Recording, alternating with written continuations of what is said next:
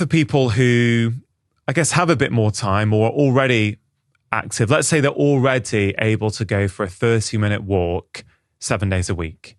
They're like, Tommy, look, I can do that. That's no problem. My life and my work allows me to do that. What else should I be doing as I get older to, look after my health, body, brain, mind, everything? Where would you go next? Resistance training of some kind. Some kind of weightlifting or something where you're applying resistance to the muscles. There's lots of different ways that you can think about this. In general, I think I have a movement pyramid. It's my own movement pyramid. And I think at the bottom is just spending less time sitting, right? So there's even benefits to getting a standing desk if you can. Also, say you're in a job where you're sitting all day. Is there some way to make it so that you're just sitting less? And that could even be this idea of movement snacks, where once an hour you go for a quick walk or you go up and down some stairs or whatever you can do near you. So just less time sitting. And then the next would be spend more time walking. And there's a whole bunch of studies, again, suggesting that brisk walking, particularly in those who are otherwise sedentary, can dramatically improve your health. And there's this linear benefit of number of steps you can get per day in terms of mortality risk and various disease risk, up to maybe somewhere between 8 and 14,000 steps per day or something. But the more you can do in that 0 to 10 or 12,000, the better, really.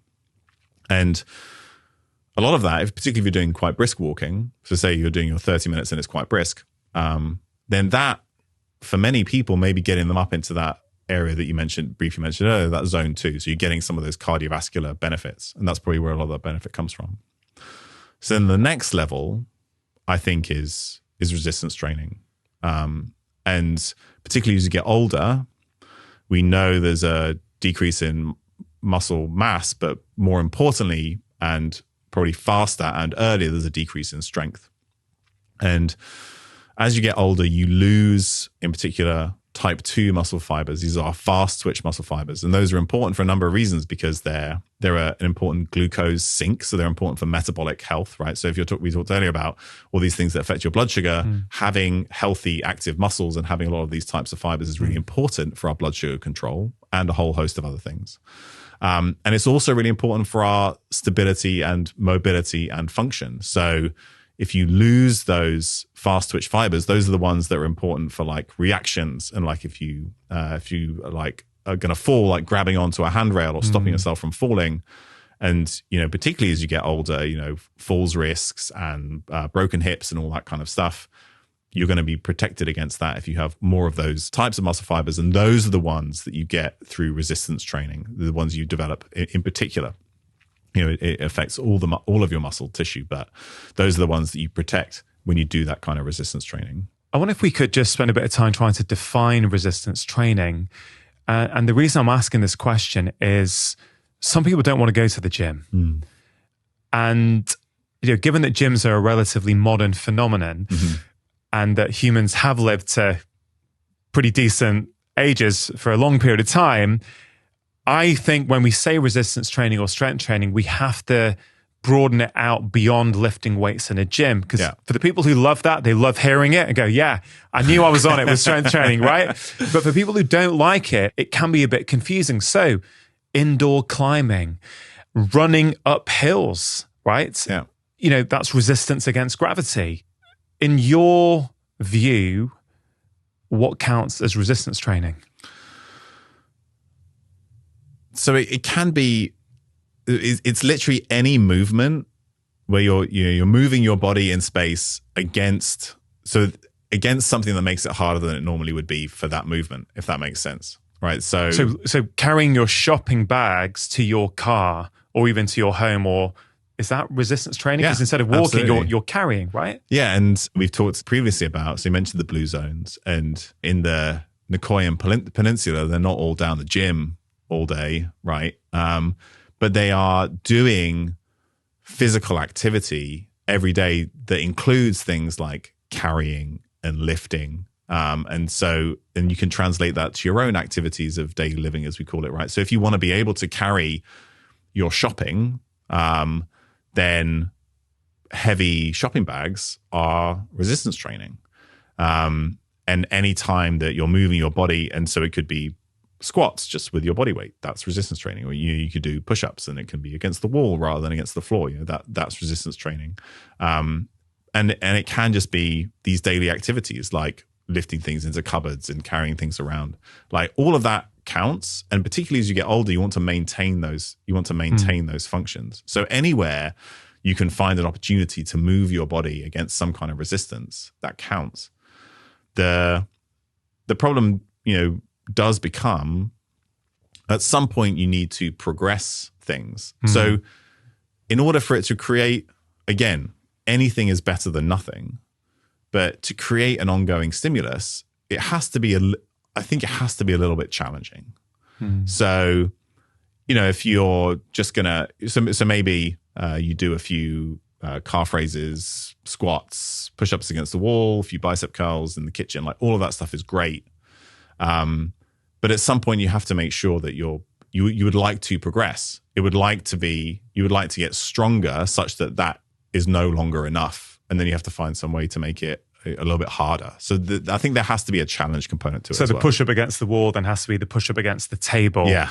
And then the push-up against the chair. And then a few months later, maybe push-up on the actual floor. Yeah, exactly. And also I think I just want to highlight, let's say yoga and Pilates, for example, because sometimes I feel that gets left out of strength training. And I think participants and teachers of those disciplines will often say, hold on, a lot of what we do is hard on the muscles, you know, and there are plenty of yoga moves, for example, or Pilates moves, which I think do count as resistance training. I think they absolutely should be included, particularly for this kind of discussion. There's a lot of yoga stuff. I'm relatively strong. There's a lot of yoga poses and things that I can't do. It's different, but it definitely counts as resistance. Absolutely. Is there a next rung on your pyramid?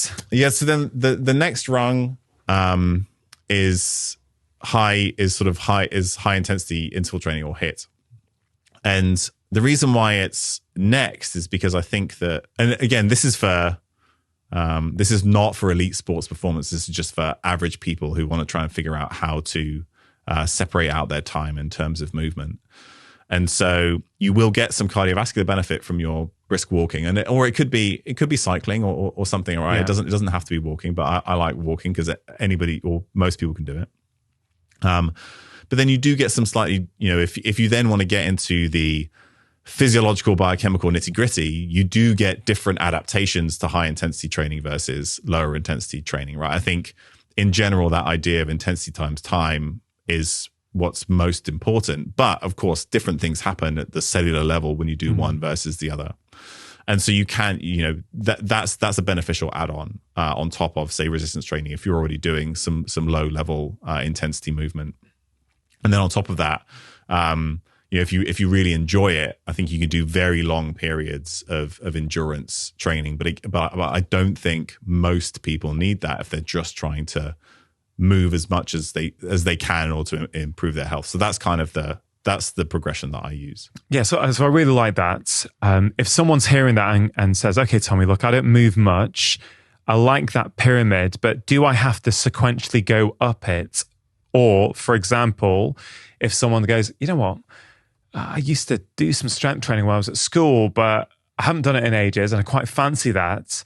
There's no reason why they can't start there, right, on your pyramid. They don't have to progress up. Yeah, and what's quite good about, say if you're going to the gym, is there's a lot of, you start doing the other stuff as well. So when you're at the gym, you're usually not like sitting like you would in a chair at a desk or on the couch or on the sofa. And you're probably walking around quite a bit, right? You're getting some of that, additional movement. And there are some nice papers that talk about how, particularly if you do weight training to what they call voluntary muscular failure, right? So you do a number of repetitions to the point where you can't do any more with good form. Even that has some cardiovascular benefits, right? So similar to maybe some lower intensity aerobic training. So yeah, I think, anywhere in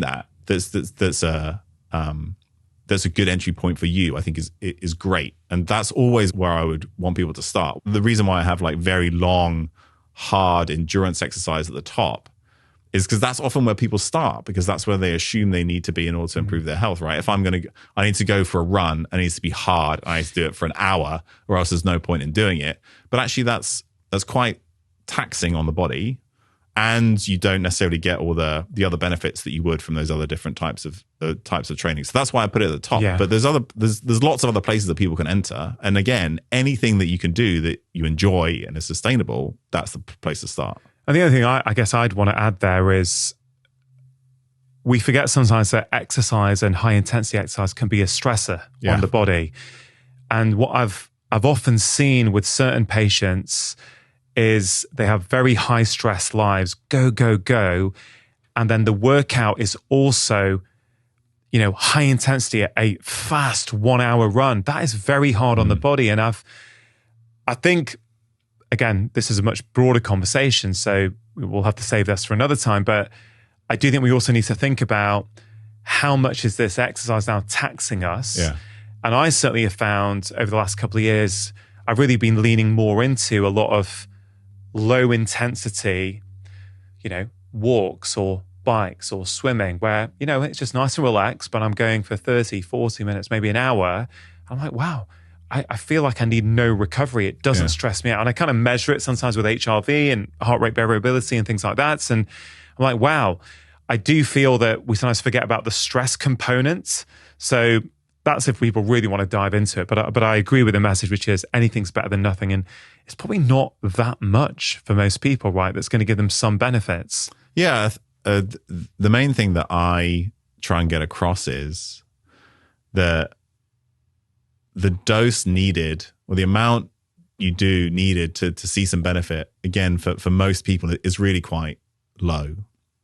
And because often what you see, and that's kind of what I alluded to earlier, is that people assume that they need some vast amount, several hours a week, in order to see benefit. And if they can't do that, then they just don't bother doing anything. So the most important thing is to do more than you're currently doing. Again, if you're relatively sedentary or you're trying to improve your health through physical activity. And then, once you get beyond that point, you have several hours a week to train. Of course, there's lots of different protocols and different things that you can follow. But up until that point, anything that you can do and is sustainable and you enjoy is going to be great. You've touched on muscle mass through the lens of resistance training and how important that is as we get older. We have spoken about it before. One thing I wanted to cover, though, is, look, if I look at you, you're a muscly guy. You like to... you compete, I think, don't you? In strongman. In strongman, right? So that's a passion for you, and you eat a certain way, you work out a certain way, so you can compete in this sport.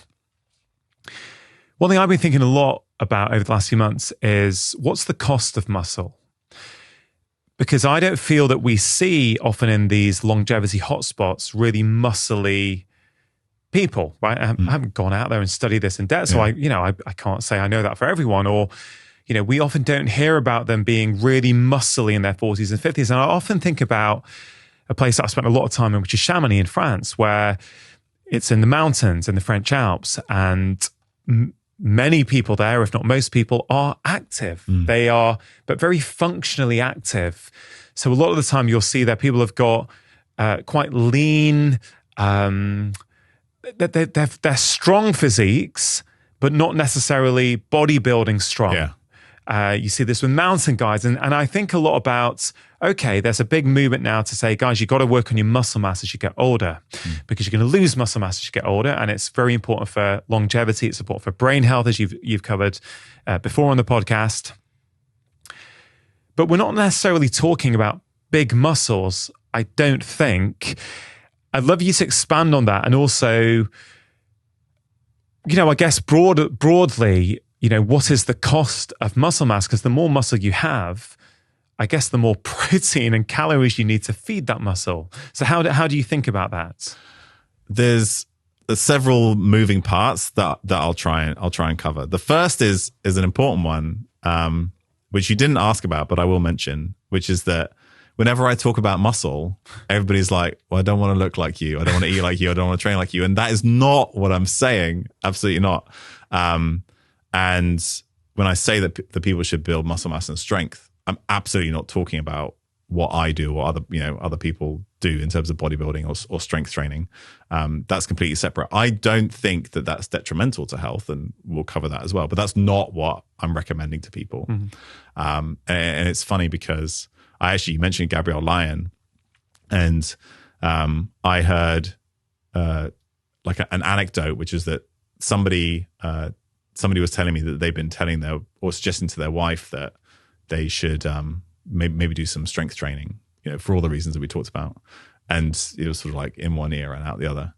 But as soon as she heard another woman like her talk about the importance of strength training, immediately that message went in. So the message is important, but the messenger is important as well. So 100%. Sometimes it's not good for me to talk about muscle because people are like, well, I don't want, that I don't want to look like that. And that's definitely not what I'm suggesting.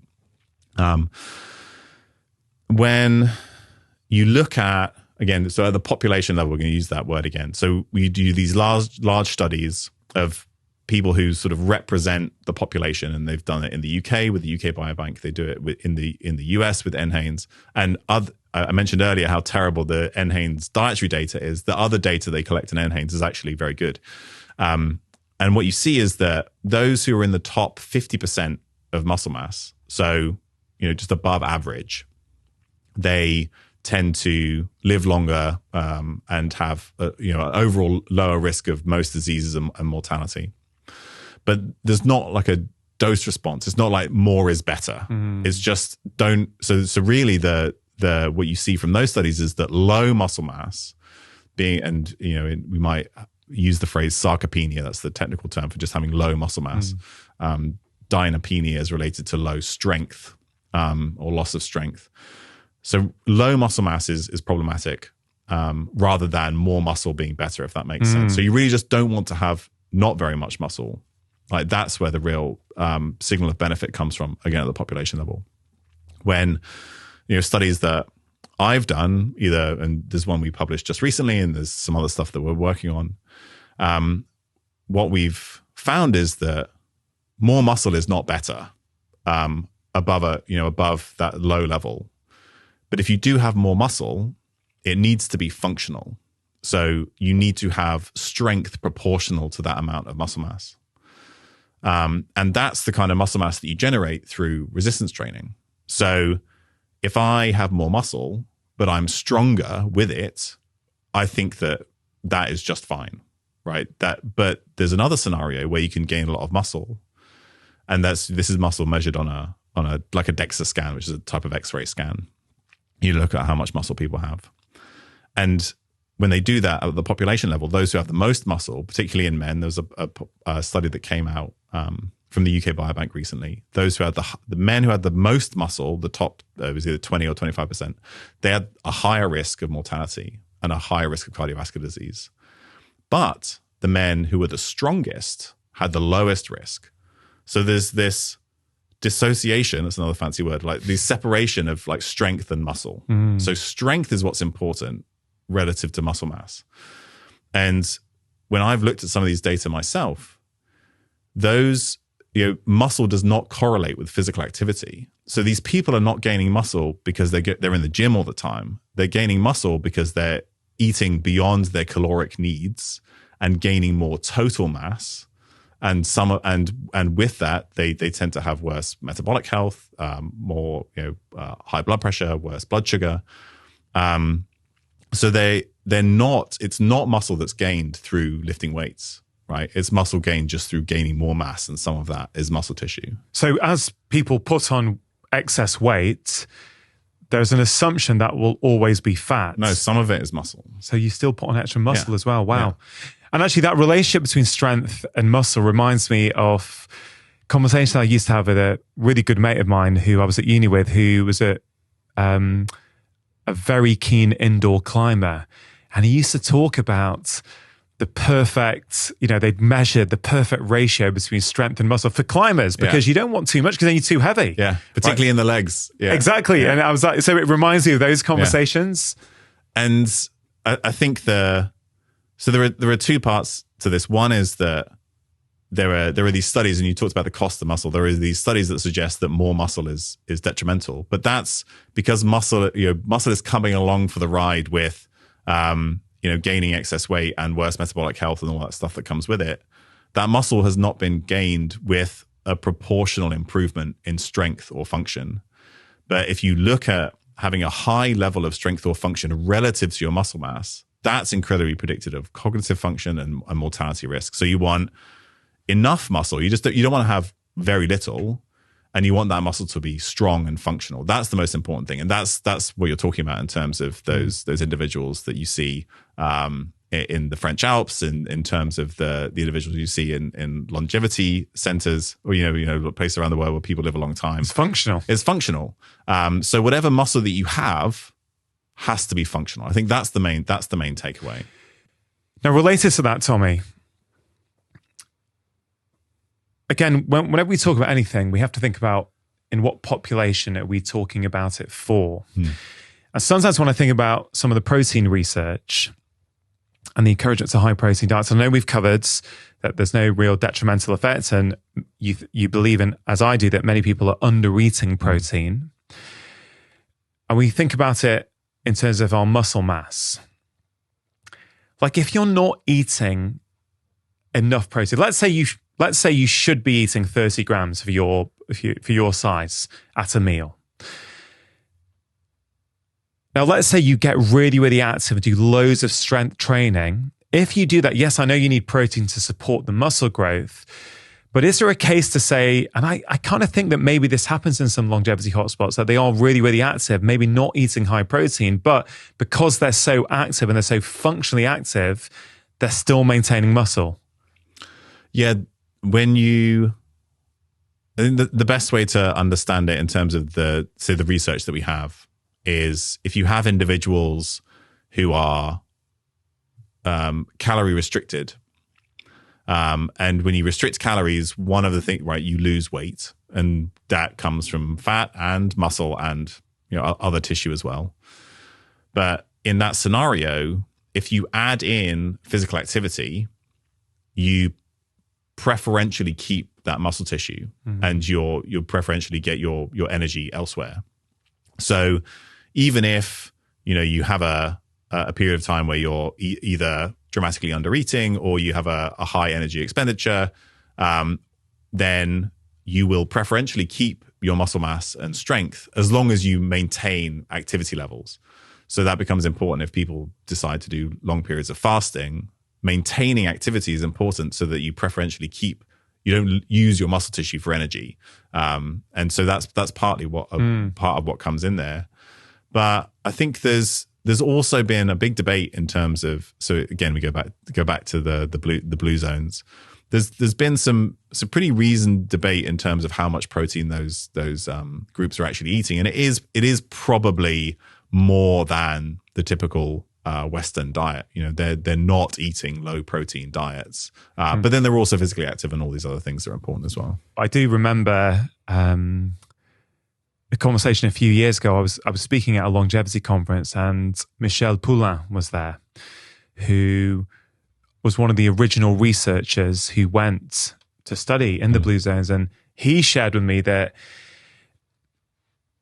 essentially that in some blue zones they're eating more animal products than we've been led to believe. Yeah. I love a lot of the stuff on blue zones for sure. I think they're really, really interesting. But what their diet is, I'm not sure we're fully sure yet. Yeah. Or certainly I've heard conflicting things. Let's put it like that. Yeah. And when you step outside of those small pockets and you look at more, say, higher income or,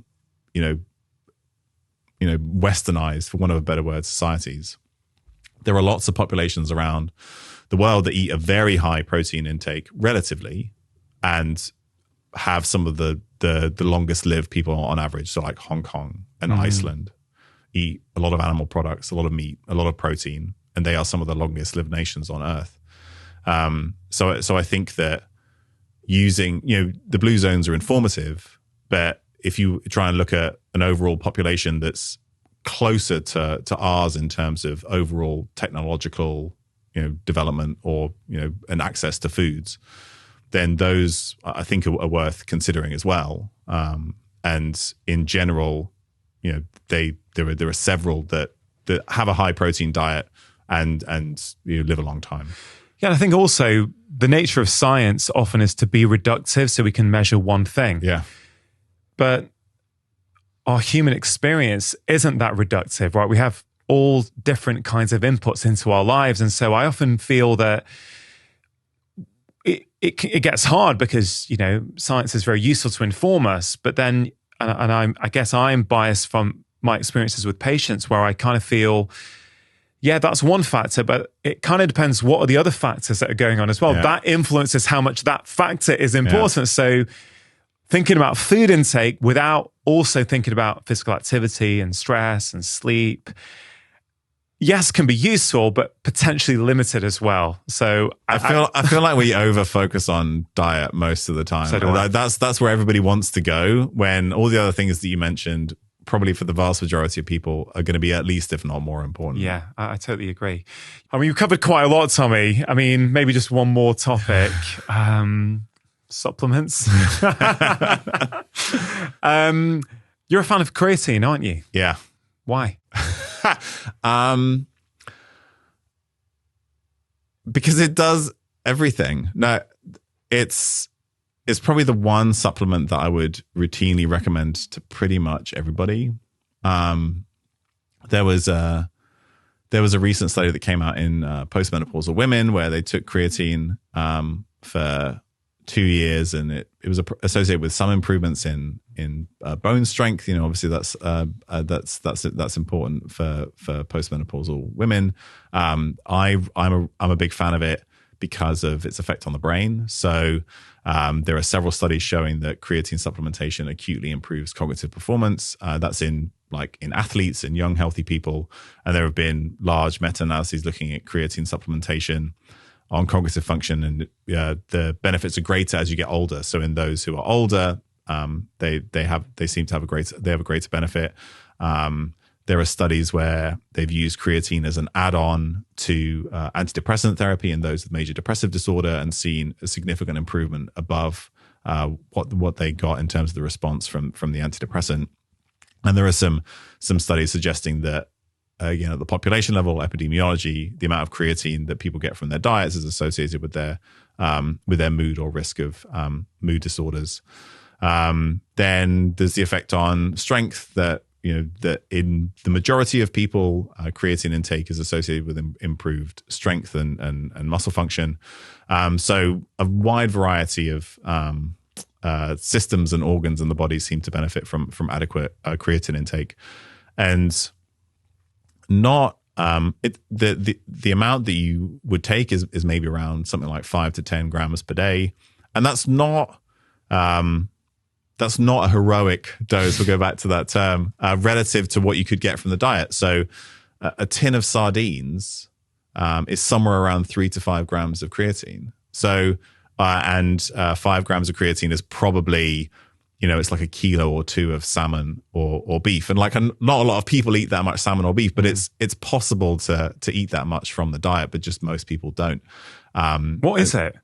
So it's made out of 3 amino acids, and it's essentially, it does a number of things, but its main role is as an energy buffer. So earlier we talked about ATP, adenosine triphosphate, and when you move energy around the cell and you use it to do different functions with proteins and things like that, you do this with what we call high energy phosphates. So you break this bond with this phosphate molecule, and then that provides the energy for the process. When you take ATP and you use up a phosphate, you create ADP, adenosine diphosphate. So it's gone from tri, which means 3, to di, which means 2. And then that needs to be recycled. And that's essentially what your mitochondria do. They're recycling ATP or generating ATP.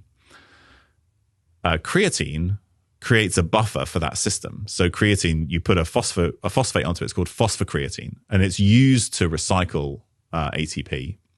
So it's kind of like this short-term energy buffer. Sorry to interrupt. If you're enjoying this video and want to dive deeper into the topic of nutrition, I have created a free special guide which contains the 5 most important changes I think we all need to make when it comes to our diet. If you want to get hold of this free guide, all you have to do is click on the link in the description box below. And that's why it improves physical performance. But some of the things that it improves in terms of cognitive performance, we're probably less sure about. It seems to have some effect on mitochondrial function and some other things. It integrates with the methylation system because producing creatine, and we make our own, is one of the most methylation intensive processes in the body. By some accounts, the majority of methylation is used in order to generate and regenerate creatine in the body. So, and then when you do that, if you supplement with it, so you don't need to make it yourself, then you're offsetting the need for B vitamins and all these other nutrient requirements as part of the system. So there's a number of different ways that and to be honest, we don't really know all of them. We know it has these beneficial effects that we've tested in randomized controlled trials, but the exact mechanism by which that happens is still kind of up for debate. Quite cheap and accessible for people, is it? Very cheap. If people are gonna buy it, they should buy something called creatine monohydrate. That's the cheap form that's been well studied in all kinds of populations for decades and decades. It's very safe. Most of it is made in Germany. It's a product called CreaPure, and then they do what they call white labeling. So a sports supplement company just like buys it in bulk and then puts their own label on it. And it's the same thing. And so just like a scoop of one of those. And it can also be useful if you're going to buy supplements. In general, there's some due diligence that I would always recommend that people do. So there are third-party testing companies or groups that test for impurities, and that can be important if you're a drug-tested athlete, but also for other things that you don't necessarily want to be in your supplements. So things like Informed Sport, you can see that as a stamp on your supplements. And then often companies will say that they're batch tested or third-party tested. That means that they're making sure they're not full of heavy metals and these other things. Because, some supplements, particularly cheaper ones, or you don't know where they came from, they're made in some anonymous factory somewhere and who knows what's in them, and, wouldn't recommend that people take those. So you can often ask for certificates of analysis, so where people have tested for impurities and stuff like that. And I think that if people are going to take supplements, it's worth doing that little bit of due diligence. But in general, if you see Informed Sport or something else, and like you can go to Holland & Barrett and you can buy an Informed Sport certified creatine monohydrate. It's very cheap. Anybody can do that. You don't need to spend a whole bunch of time doing research on it. And I think that brings up a wider point on supplements. And I think one of the reasons why the medical profession for many years has been quite anti-supplements is because of the lack of regulation. Yeah. So there are poor quality supplements out there for sure, but there are also high quality ones. Yeah. And I kind of feel the whole thing, supplements good or bad, is a ridiculous question in and of itself. It's like a pharmaceutical drug is good or bad. Well, kind of depends. Yeah. For who, in what dose. Yeah. For how long for.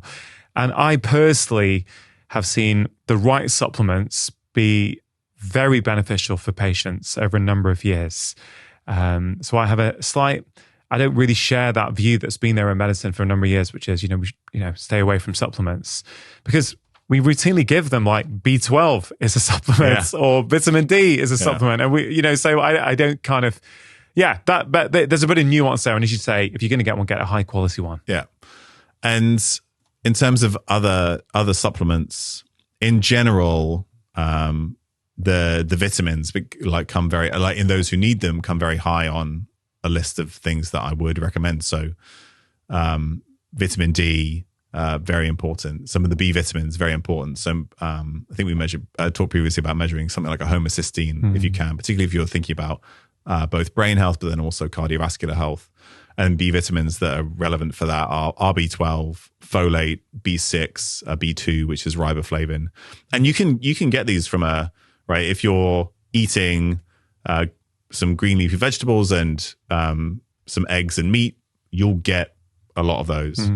But equally, we know that being deficient in those is associated with a whole host of chronic health conditions. So, I think we should, in terms of within the NHS, we should probably be doing a little bit more testing for those things so that they can be supplemented if needed. Homocysteine I still think isn't routinely available in the NHS. It's still a serum B12, and this whole thing about promoting diet and lifestyle first. Yes, of course, but we also acknowledge in this conversation how tricky it can be for people to eat well. Yeah, and that's why.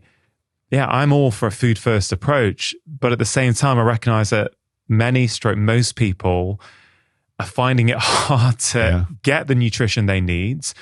I don't know if you've seen this research on soil quality and how that's poorer now. And so are we getting the same level of nutrients that we were getting 50 years ago from the same foods? That's really interesting. Also, I've tested B12 a number of ways over a period of years. And I've been really quite surprised by how many people have suboptimal B12 levels, even animal food eaters. And I think a lot of that may also come down to the chronic stress in society, because we need good stomach acid to absorb B12 if it's going through our gut and into our stomach. And one of the things that chronic stress will do is alter levels of stomach acid, alter how your digestive function is. I've got a friend who has tried everything. She used to be paleo, she was vegan, she was raw food. She's very educated on health. She's a practitioner. And about 5 years ago, she pretty much moved to close to carnivore. And I don't know many people. She's in her 50s. She is thriving. She looks great. She can run ultra marathons. I've done stuff with her. I've seen her work. She can work for 14 hours straight, cognitive function, completely just as good at 9 p.m. as it was at 7 a.m. It's phenomenal to see. But I'm thinking, if we take a step back for a minute, there are so many reports of people thriving on these animal heavy diets, autoimmune symptoms going, joint pain going. Like, we can either put our head in the sand as a profession and go, no, you've got to do this, you've got to eat more fiber, or go, wait a minute, well, what's going on here? Why are people not following the dietary advice and are thriving? And she's also done all her blood tests. Her triglyceride to HDL ratio is fantastic. Her HbA1c is amazing. What's your perspective, Tommy? So I completely, on the gut front, and again, I know people who are much smarter. I know much more about this than I do. So I've learned a lot from them. One of them is Dr. Lucy Mailing, who I wrote this paper with. And I think the gut has really been this thing where the more we know, the more we realize we don't know. And again, the paper we wrote tried to come at this from like a first principles idea, which is that, so if we think about the wide variety of environments and diets that humans thrived in and thrived on, how common is it? How common would it have been for you to have 30 different plant foods in your diet in a week, right? You're in Greece. 2 things are in season, tomatoes and aubergines. You talked about that, right? What are the other 28 that you're supposed to find in the environment? Like, it's just not something that our guts ever, are used, quote unquote, used to seeing. That doesn't mean it's bad, right? I'm not saying that it's bad. Yeah. I'm just saying, like, what are the things that, our guts have helped us through in the past? And if you think about it that way, then you have to think about scenarios when, like, there were no plants, right? So we've come at it from this idea that for the gut, plants are essential, fiber is essential. And that's pretty much because in large population studies, we've told people that that's the case. So people who are more health conscious do that, but they also don't smoke and they sleep more and they exercise more, right? The healthy user bias. And if we think about our guts, and the rest of the body is the same, but in a healthy individual, it's adaptable to many different types of fuel, right? Is it blood glucose, or is it fat, or is it ketones, right? These different sources of energy that you can use that you need to run your heart or your muscles or your brain. Your gut is the same. And the traditional story is that you need fiber, that your gut bugs turn to something we call short-chain fatty acids like butyrate. That provides the fuel for your enterocytes, the cells in your gut.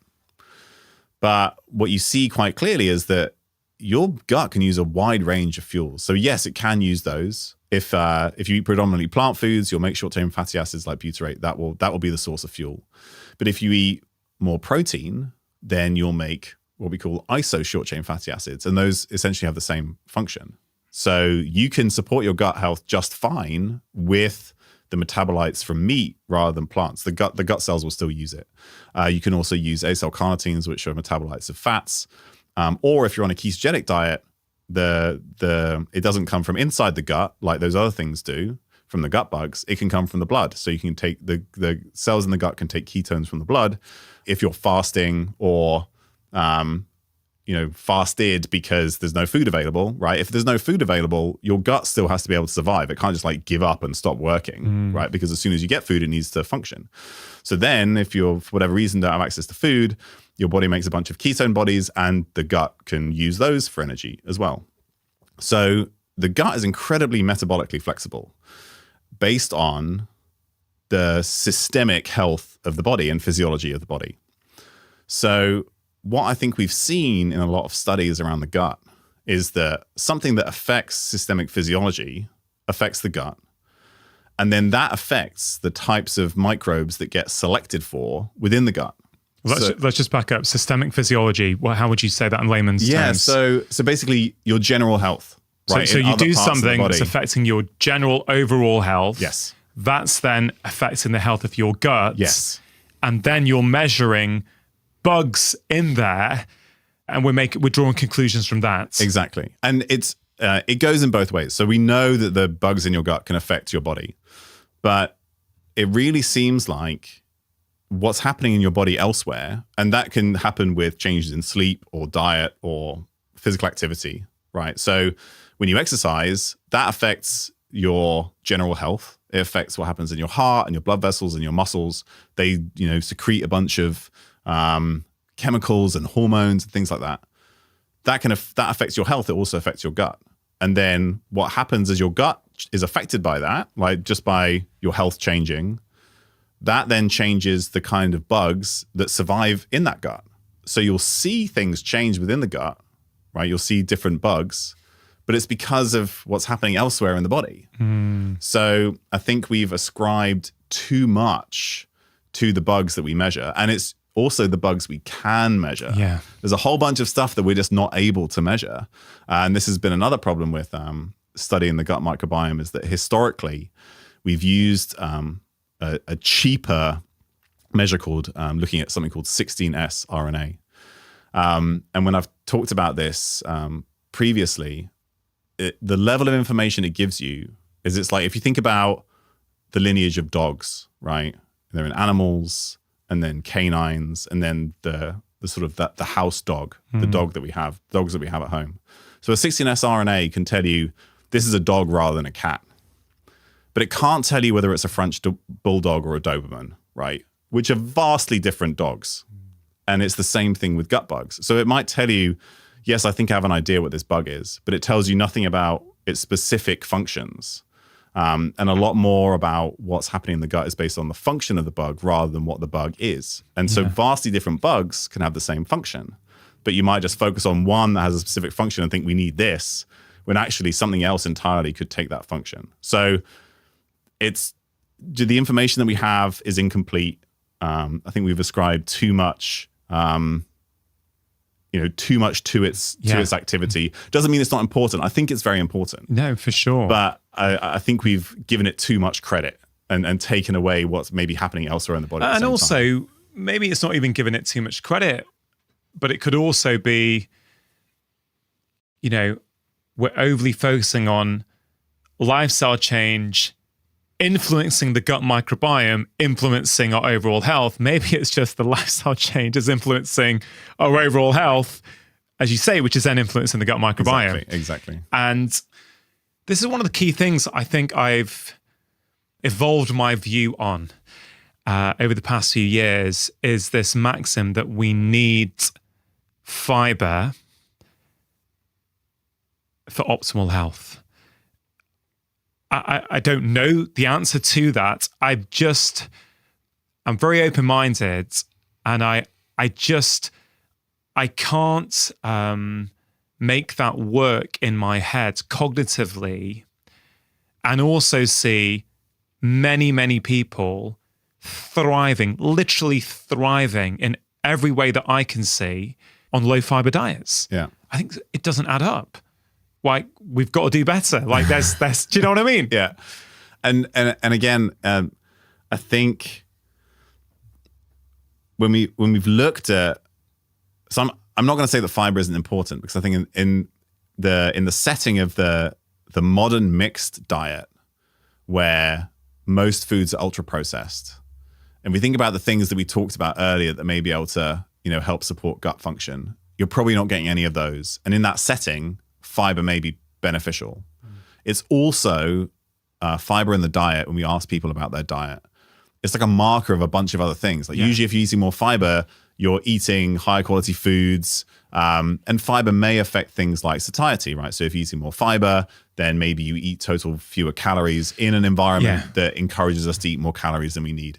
So there are these signals that maybe it's beneficial, but that doesn't mean that it's essential. Yeah, and just to clarify my own view, I'm also not saying fiber is not important. Yeah. There is plenty of research which is suggesting that more fiber is associated with better health outcomes. I've written about this before, right? So I think we always need to remain open-minded and go, just because we believe this to be true, just because everyone said it was true, maybe it's a partial truth. Yeah.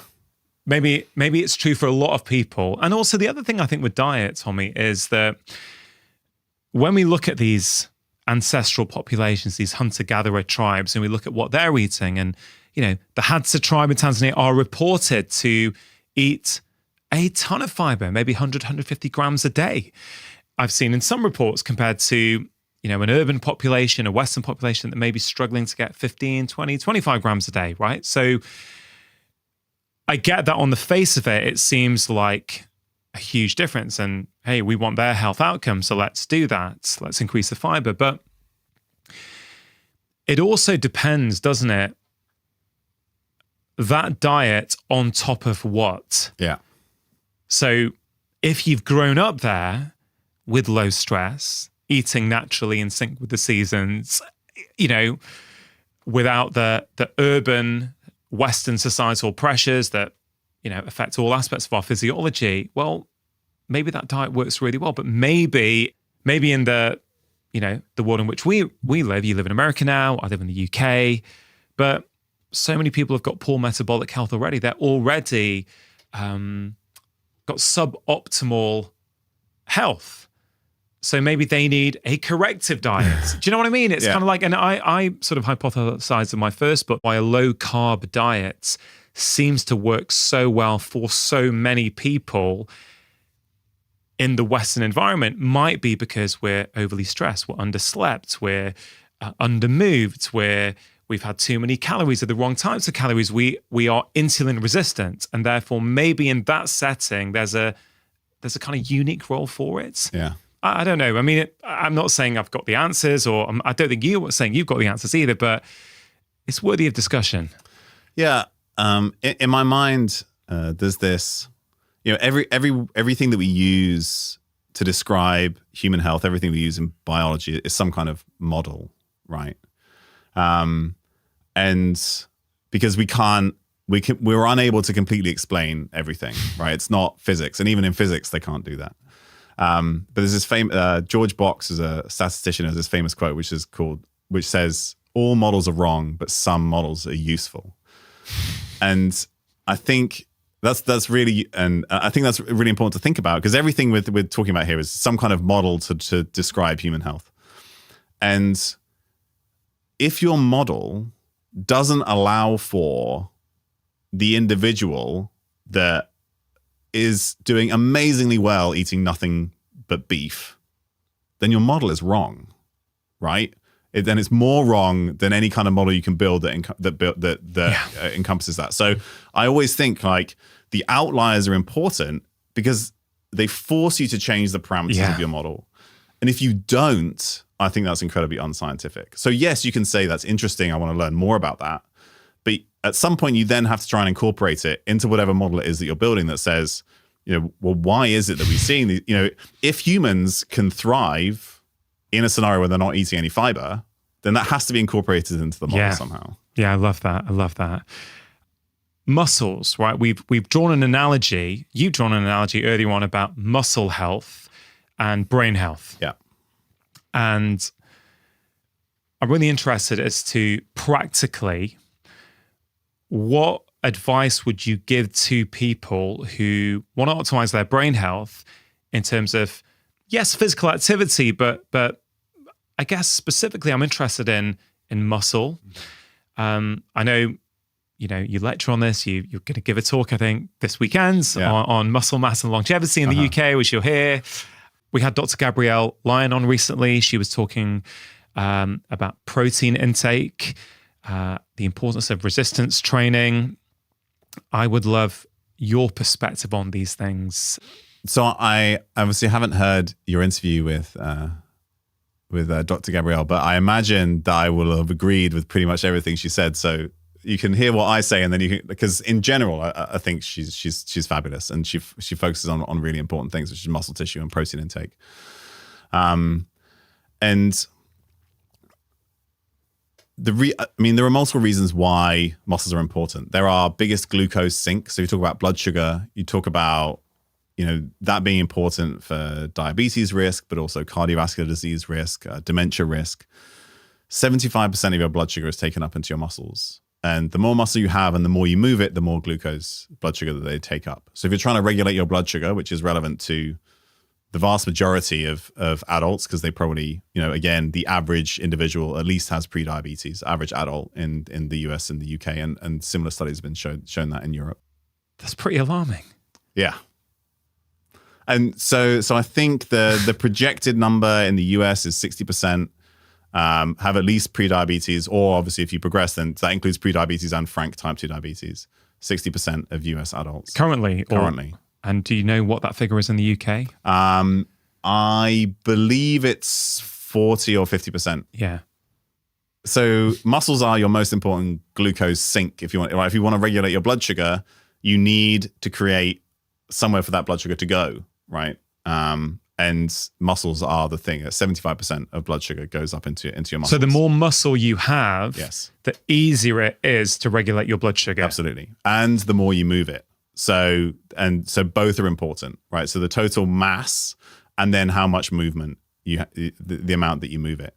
And there are several studies that have shown that. But you can, again, in type 2 diabetics, you can put on continuous blood sugar monitors or look at their blood sugar, and the more they move, the better their blood sugar is controlled. And if you have more muscle and you move it more, you can control that even better. So that's one reason why muscle is important. It's also it's an organ. Like, it secretes factors and hormones and things that we're still learning about, right? Every month there's another paper in a fancy journal that says, we just learned this thing that happens when you exercise and it makes this molecule, and then we inject that molecule into mice and they live longer. That speaks to what you just said about the gut, right? Yeah. How long have we been studying muscles compared to how long have we been studying the gut? Years, decades on muscles, and we're still learning new stuff that we're like, oh, we didn't realize. Yeah. So it's kind of naive on the gut, isn't it? To think after 10 years of study, we kind of know all this stuff. Yeah, exactly. And so one of the reasons why I like to use exercise as an example is because everybody, right, diet we can argue about, some other things we can argue about. Nobody argues about physical activity, right? Yeah. Everybody recommends it. Every health body, every governmental organization, every non-governmental organization says you should move more, right? Physical activity is good for your health. But we don't know how it works yet. I mean, we know lots of things, but we don't know all the things that happens when you exercise. And so, when you exercise, you release a whole bunch of factors that directly support the brain, things like brain-derived neurotrophic factor. You secrete things that decrease systemic inflammation, a whole wide range of things. So it's a secretory organ, just like the pancreas or the thyroid. But when you move it, and then sort of more practically, as you get older, we know that you lose muscle mass as you age, and it particularly starts to decline from about 60 muscle mass. So it starts slowly in your 30s, and then it really accelerates when you hit about 60 on average. But strength declines pretty much continuously from your 30s. So you lose strength more quickly than you lose muscle tissue. And strength is really the thing. Like functional capacity of muscle is really important. It's like saying you don't want a bigger brain, you want a brain that works better. Right? Like the function is the important thing. And strength is a really important predictor of mortality and cognitive decline. And there are simple things like if you have enough muscle mass and enough strength, then you're not going to fall over and break a hip.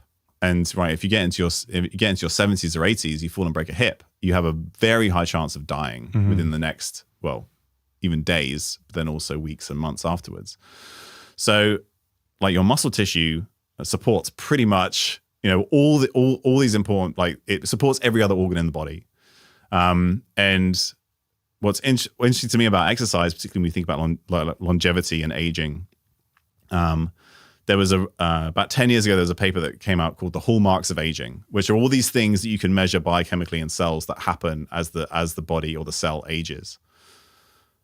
Physical activity and exercise is the only thing that reverses all of those components. Like it's the only thing that can actively anti-age you in everything that happens as you age. So it basically affects everything. And then I know it's important to give practical advice, right? How much is enough? And whenever I talk about muscles, I have to, I have a philosophical conflict, which is like, I really like lifting weights, right? So everybody, the first thing that happens when I talk about muscle mass is people like, well, I don't want to look like you. And like, that's fine. That's great. You don't have to. And you basically just have to be in the top 50% of the population, right? So if you go out and you find 10 people like you, if you're in the top half in terms of the amount of muscle mass, then you're good. That's enough. So that's the challenge to the listeners at the moment, right? Find 10 people who look like you and have a press up competition. Yeah, exactly. And if you're in the top half in terms of the number of press ups you can do, then you're fine. You don't have to do that. But so what does it take to achieve that kind of something like that? And it's really not very much. If you've never done any kind of resistance training, and resistance training, I mean, it could just be body weight stuff. So some of the things from your books, like your kitchen workout, you can use bands. Yes, you can use weights and go to the gym, but you don't need to. This morning, I watched a talk by Professor Sir Gray, who was talking about the healthiest thing to do with bags of sugar is to use them as weights. And I was like, great, yeah, you could use bags of sugar, you could use cans of beans. That provides resistance. And if you do 2 to 3 sets per muscle group, right? So maybe you have to do bicep curls and squats and a press to like cover all your muscle groups. 2 to 3 sets per week is probably enough. 2 to 3 sets per week? Per week. So the minimum effective dose to increase strength is somewhere between 2 and 4 sets per muscle group per week. And when you say sets, is that 10 bicep curls? Is that 5? Is it 15? How do we define a set? So that's a great question. And again, what's really great is the answer is it doesn't matter as long as you go to something approaching what we call voluntary muscular failure, which is basically, this is really hard, I can't do anymore, right? So if you pick, if whatever you're doing, you can do 5 and you're like, I can't do 6, then that's enough. Mm. But if whatever you're doing, you can do 30, but you can't do 31, then that's enough. So you just have to get to a point where it gets hard enough that you say, I probably can't do anymore. And you don't need to like really push it and like get to the point where you're like, your form looks terrible because you're sort of like trying to muscle this thing up. You don't need to do that. It's the same principle as doing something new, isn't it? You're just saying maybe 20 to 30 minutes on something that you find challenging, but then it's probably enough after 20 minutes or so. Yeah. It's a similar kind of principle with the muscle. Yeah, exactly. And so 20 minutes, 2 or 3 times a week. And even if it's just one set each time, where in whatever you're doing, so say you're doing some squats, and if you can't do squats, then you could just do like getting up and down from a chair, right? If that's the limit. And if you get up and down from a chair. Sorry to interrupt. If you're enjoying this video and want to learn more, you can download my free special guides containing 6 simple breathing practices that will help you calm your mind, lower stress, and improve your energy. To get hold of this guide, all you have to do is click on the link in the description box below.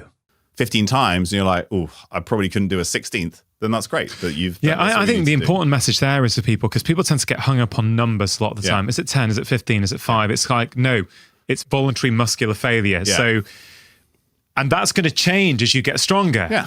Right. So maybe you can do only 2 press ups now, but as you get stronger, it'll be, 5 is what you need to do. And as you get stronger, it's going to be 10. Yeah. Yeah. So that's the minimum effective dose. Yeah. Okay. So the premise is we're trying to maintain our brain health as we get older. Above the age of 30, we start to lose muscle mass. You're making the case that lean muscle mass is very important for our cognitive health and many other aspects of our health. Yeah. So you're saying the minimum effective dose is 2 to 3 sets on most muscle groups a week. So that's going to do something that you're going to get benefit from that. Yeah. You've given us the minimum effective dose, but presumably more up to a point, I guess, can be better. Yes.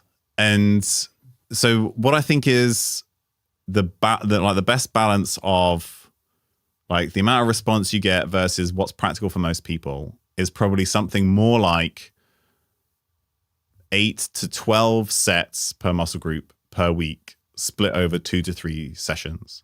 And so it's very common in the exercise literature to see 3 times per week, 3 sets per muscle group, and then, they usually do like something like 8 to 12 reps and change the weight to get it so that by, 10 or 11, you're at that point of failure, like whatever that is for you. Yeah.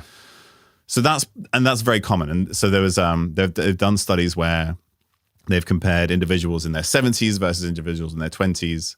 And with that kind of training protocol, so 3 times a week, 3 sets per muscle group, maybe 6 to 8 different exercises each time, even individuals in their 70s, are gaining significant muscle mass, significant strength, right? So again, it's not this thing you can't do it, right? The body still responds, it still adapts. Once you've achieved whatever level you want to achieve, you need much less to maintain it, right? You can maintain it with those levels we were talking about before, 2 or 3 times per week, whatever you've built up. So that's important too, right? Maybe you get to a certain point and you're like, well, I only just want to maintain my strength. You need much less to maintain that you need to actively build. So that's important too. There was a very nice study called the SMART trial, where they gave people either resistance training or cognitive training or both, and they looked at sort of function and things like structure of the brain. They were looking particularly at the brain. And these, again, individuals in their 70s, and the resistance training protocol, which significantly improved function and structure in some areas of the brain, because we were talking about the brain, was just that. It was 3 times per week, 3 sets of 6 different machines in the gym. So you could go to your local gym. You just do like some kind of row, some kind of press, a leg press, right? 5 or 6 different machines, 3 times a week, 3 sets of 8 to 12 for each. And then that showed significant benefits in the brain. Each session was close to half an hour. So it's 90 minutes a week. Very doable. Yeah. Is there any benefit for our health when we drink alcohol? No. But as with everything, and I imagine most of the topics we'll talk about today, there are always caveats. So if you look at hard health outcomes, there's some mixed results and mixed research. And what previously we thought was that moderate alcohol consumption, so within, say, the alcohol guidelines, was associated with better health outcomes overall. So not drinking alcohol is less good for your health than drinking some. When you then sort of break out the different health conditions, you might see that a small amount of alcohol intake or regular alcohol intake is associated with lower risk of cardiovascular disease, but then that's balanced by a slightly higher risk of certain cancers. So overall, if your main outcome is, say, how long do you live, there doesn't really seem to be any effect of alcohol, either beneficial or negative in terms of moderate consumption. If you try and then figure out, well, what's a safe amount to consume? There are several studies, and me, I'm particularly interested in the brain. So there was a recent study that looked at brain volume, so the size of people's brains, which decreases over time. That's associated with risk of cognitive decline and dementia. And a drink once a week seemed to be just fine, but beyond that, you maybe start to see some detrimental effects. Are you saying there, Tommy, that our brain volume will decrease over time as we get older, but that more than one drink a week, potentially one alcoholic drink a week, increases that? So when you look at these kinds of data, they're generally not longitudinal, as in they don't look at the same person over time. What they do is they look at people across ages and across levels of drinking. And at one snapshot in time, they say, how much do you drink and what does your brain look like? Oh, so it's not the same person. It's not the same person. So we cannot say that alcohol is the driver here.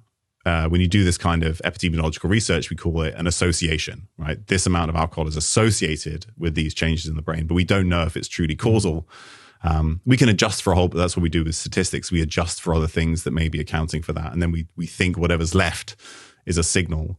So I think that there are a few studies that basically suggest that drinking one or two drinks 1 or 2 times a week is probably fine. But anything above that, there's certainly no benefit, and then it may be detrimental to our brain health and our other health.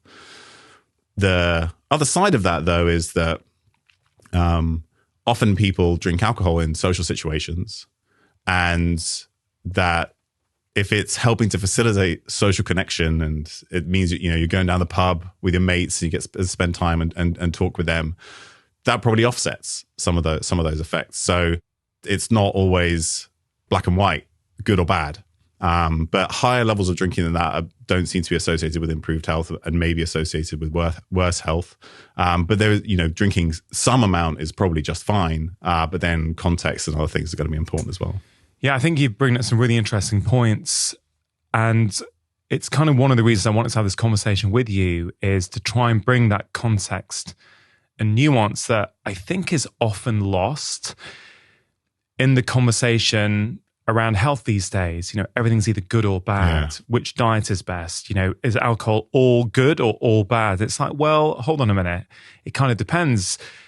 And I agree that it's pretty hard to make a case that there's a physiological benefit to consuming alcohol. But I think we also have to acknowledge that many cultures have managed to drink small amounts of alcohol now and again in community. Absolutely. And they seem to have high rates of longevity and minimal disease. So it's like everything, it's balanced, right? And you can look at the blue zones, for example, which are front and center of everyone's mind at the moment because of, the Netflix show.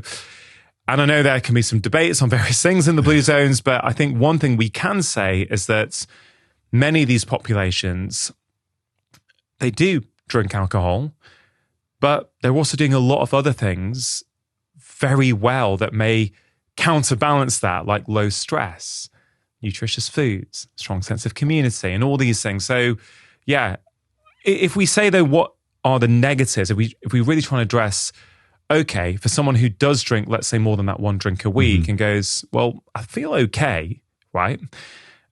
I think I'm eating well, I'm moving my body well, but you're saying more than one drink a week may be problematic. How would you have them think about that? Are there some key things, for example, you would say, well, just watch out for these 3 things because this is what alcohol consumption can do if you're not careful? It's really difficult to tease that out at those very moderate levels, within, say, government alcohol guidelines, right? Because it's going to be very subtle, and there may not even be something that you can, put your finger on and say, that's definitely something that you need to watch out for. When you talk about the blue zones, they may, some of them, they may drink red wine every day. But in general, portion sizes are much smaller than we would consider a glass of wine, say, in the UK. So it's probably even more moderate than we might think. And of course, all the other things that you mentioned come into play. So one thing that I see very frequently is people really don't want to give up alcohol. And I'm not here saying that you should. Of course, I do drink occasionally and socially. But you might think about, what is it that's alcohol is facilitating for you? Like, why has it become a habit if it is a habit?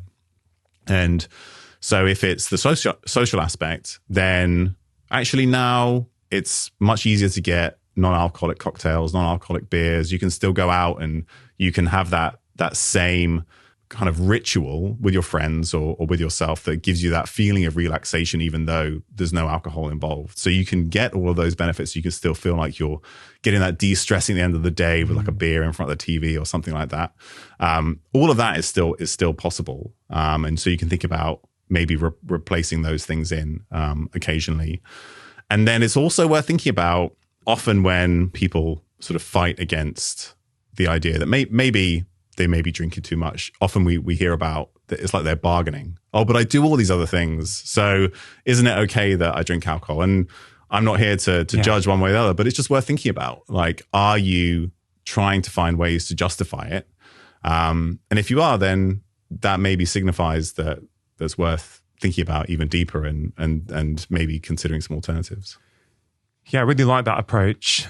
One thing I think about with my patients who are in this conundrum is I always talk to them about their sleep, because I think alcohol for many people disrupts their sleep, and often they're not aware of it. Yeah. If they get this sleep fragmentation, they're waking up multiple times in the night. They don't always know that. They just know they feel tired the next day. And I found that some people don't always put that together with alcohol the night before. So I know with certain patients, I've said, why don't we try a week without? Just see how you feel. And sometimes I go, wow, I've got so much energy and I'm sleeping better. And then that's empowerment, because I'm very much like you, Tommy. I don't really want to tell people what to do with their lives. I don't think it's my place to. And I think alcohol now is becoming, again, a big thing that we're talking about in the public health arena for good reason, because many people do have a problematic relationship with alcohol. But I think we've got to be very careful it doesn't go to nobody should be drinking ever. I personally don't really drink much anymore. I don't think I've had an alcoholic drink in maybe 4 or 5 years now. I have no ethical or moral problem with people who do at all. It's just in my own life, I found I got to a point where I just don't need this anymore. Like it's not doing anything for me. And I prefer the way I feel without it. So yeah, I don't know. Anything else you want to add on alcohol, perhaps? From my own personal experience, I noticed that it negatively affects my sleep. That's one of the reasons why I don't drink very regularly, maybe once a month or something, because I certainly feel less well rested the next day. It affects your temperature regulation. So you like hot during the night, or other things you just don't feel as rested. So that's certainly it's a nice in, because I think that's something that people will appreciate, that's going to be important, and they'll notice the difference. And may I ask, given that it affects you negatively, because this is the funny thing about alcohol, I think we all know, I know when I was drinking, that you're going to not feel good the next day, or you're not going to be your best self the next day, yet we still do it. So I guess it's a bit of a personal question, but given that you know all that, and I'm asking this just for the purpose of asking it rather than trying to highlight anything, because, we're all human. Given that it's going to negatively affect your next day, what goes through your mind before you actually consume it? So I've struggled with a lot of these things around alcohol. I had what some people might have considered disordered eating a long time ago, and being very hyper-focused about the quality of the food that I ate and what I ate. And so it's taken me a long time to work on some of those things. And in reality, I've gotten to a point where if I have decided to do it, then I lean into enjoying it. So if I'm going to eat this cake, I'm going to enjoy this cake. Yeah. Like this is, I'm all the reasons why I'm eating it. Just like if I'm going to have a nice cocktail, I'm going to make sure it's a nice cocktail. I'm really going to enjoy it. I'm with my friends. I'm having a nice dinner. So I really lean into the enjoyment factor, because the alternative is spending hours then worrying about the thing that I ate or the thing that I drank and how that's going to affect my health. And that worrying is probably worse than the eating and drinking itself. So I embrace the positive sides of it, because, it's usually a social aspect or some other thing. And then, and I think that's how I approach it. Yeah. Love it, Tommy. Thank you for sharing that. Okay. Let's move on to caffeine. Okay. There's plenty more I could do on alcohol, but I think we're going to try and discipline myself to keep moving through topics today. Caffeine. Good or bad for our health? Yes. As ever, and I think this is going to happen several times. The answer is it depends.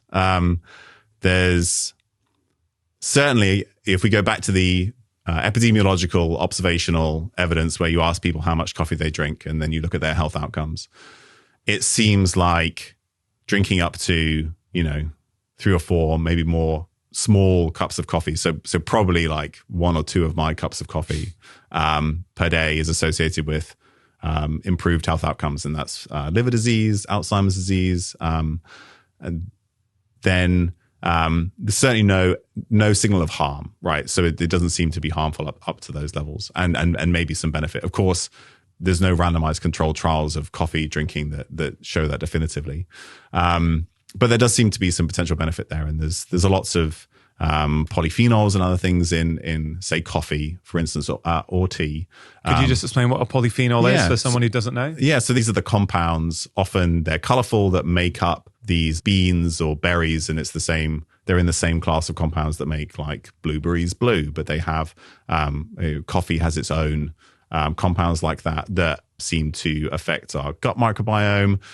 They affect our vascular health. And there are randomized controlled trials actually on some of that. They extract those polyphenols out and they give them to people and look at their cardiovascular function or their, the health of their blood vessels or their cognitive function, and they seem to be beneficial. So those are the kinds of things that are coming along for the ride with caffeine. But sometimes when you look at the research, like decaf coffee, for instance, has some of the benefits, but maybe not all of the benefits of caffeinated coffee. But again, you have to think about, well, what kind of person drinks decaf versus regular coffee? And it's probably the differences in those people that's driving that rather than the caffeine itself. So I think there's definitely a signal that some caffeinated beverages may be associated with improved health outcomes. And that's probably because some of the compounds that come along for the ride in those, both tea and coffee separately. But then you have to think about the other side. So what are the things that caffeine can potentially negatively affect? The most obvious one is sleep. And different people have different abilities to metabolize caffeine. So there's a gene that affects how fast you metabolize caffeine. And anybody who's done a genetic test will have probably gotten that on there and know if they're a fast or slow metabolizer. And there's some early evidence that suggests that people who are slow metabolizers that drink a bunch of caffeine may be getting some negative effects of that just because it's hanging around in their system for much longer. But you probably know that a little bit about yourself anyway, or a lot of people do. So I know some people who are very sensitive to caffeine, right? They have any at all and they're awake for 24 hours. They can't sleep. Whereas others, and then again, it becomes, you don't know what's habit versus real, but some people who say, I can drink caffeine late at night and it doesn't affect my sleep at all. We don't really know if that's necessarily true, but it's certainly, there's some good evidence from randomized controlled trials. There was a meta-analysis that came out in the last year or two that looked at caffeine intake, and it can affect sleep architecture and how much sleep you're getting. Negatively, yes. So then it's just a case of making sure that you're timing your caffeine relative to your sleep so that it doesn't negatively affect your sleep. So for me, I try not to drink caffeine after midday, because there was this period of time where I was having coffee, every night, and we're in the lab, and everybody's drinking coffee in the late afternoon. This is I did my PhD in Norway, and it's very normal to have a cup of coffee at 4 o'clock in the afternoon or something. I couldn't figure out why I couldn't sleep. And then it sort of tinkering with caffeine timing, that made a really big difference. But that's going to be very personal from person to person, like how much it affects them. The other thing that I think is very interesting about caffeine is how it affects cognitive function. And if you're doing very simple tasks or you're very sleep deprived, caffeine does seem to be beneficial. But if you consume a lot of caffeine, it can actually negatively affect your cognitive function, particularly on complex tasks. So it might improve your reaction time. But if you had to think through some complex task, and they do this in the lab with like complex executive function, like how fast can you interpret this diagram, or how fast can you like reel off these different things? Having a bunch of caffeine in your system can actually make you perform worse.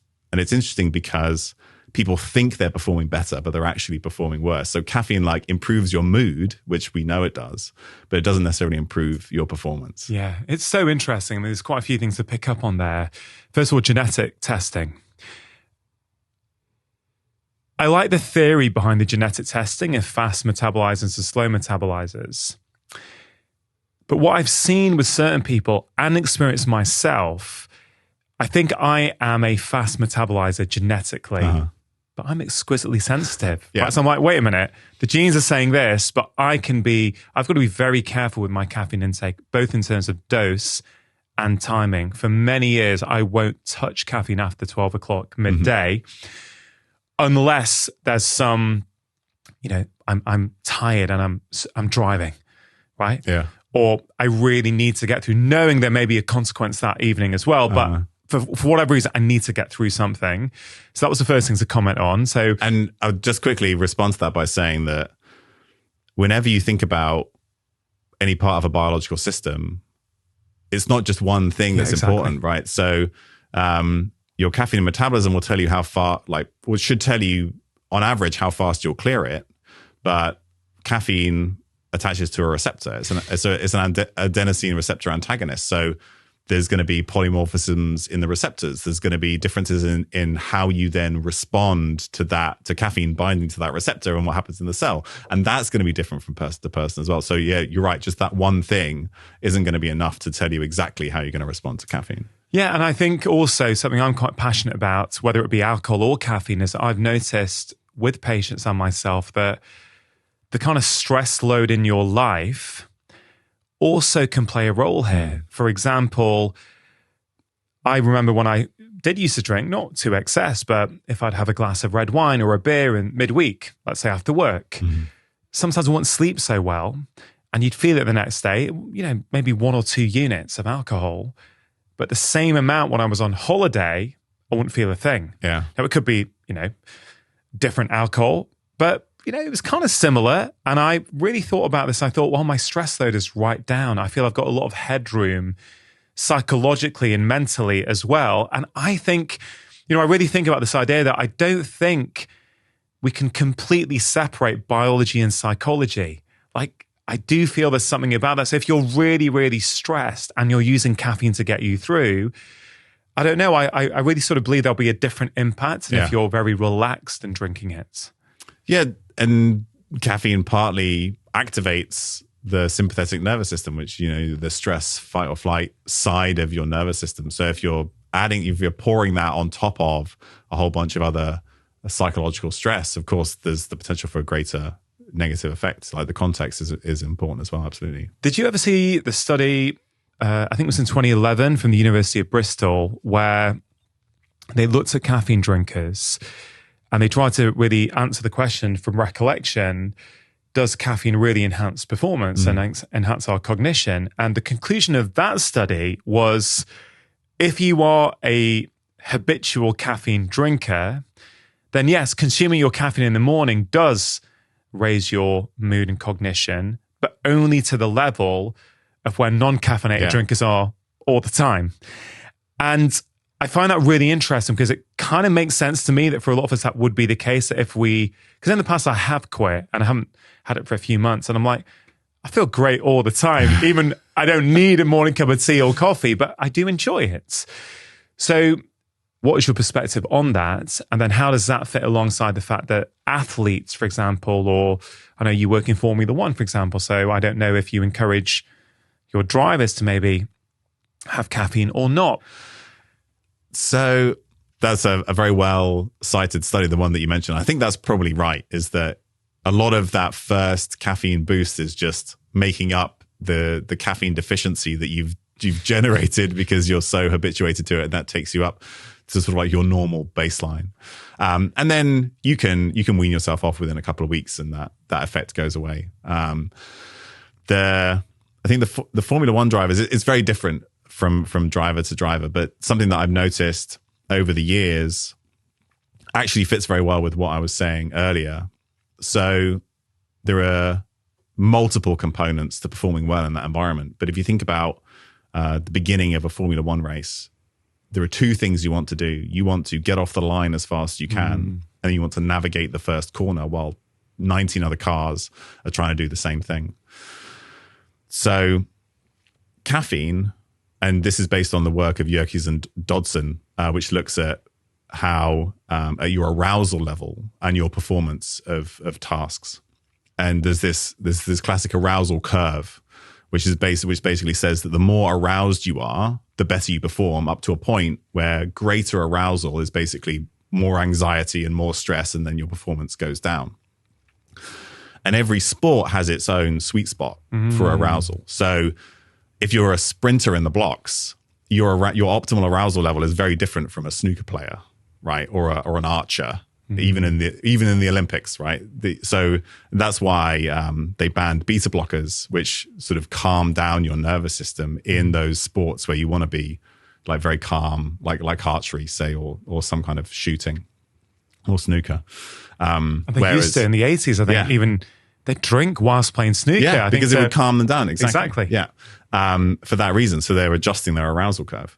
But something like caffeine will improve your performance in a simple cognitive task or a simple task. So particularly the thing that they measure is reaction time. It's often called a psychomotor vigilance task. So if you want to get off the line fast in a Formula One car, caffeine is great.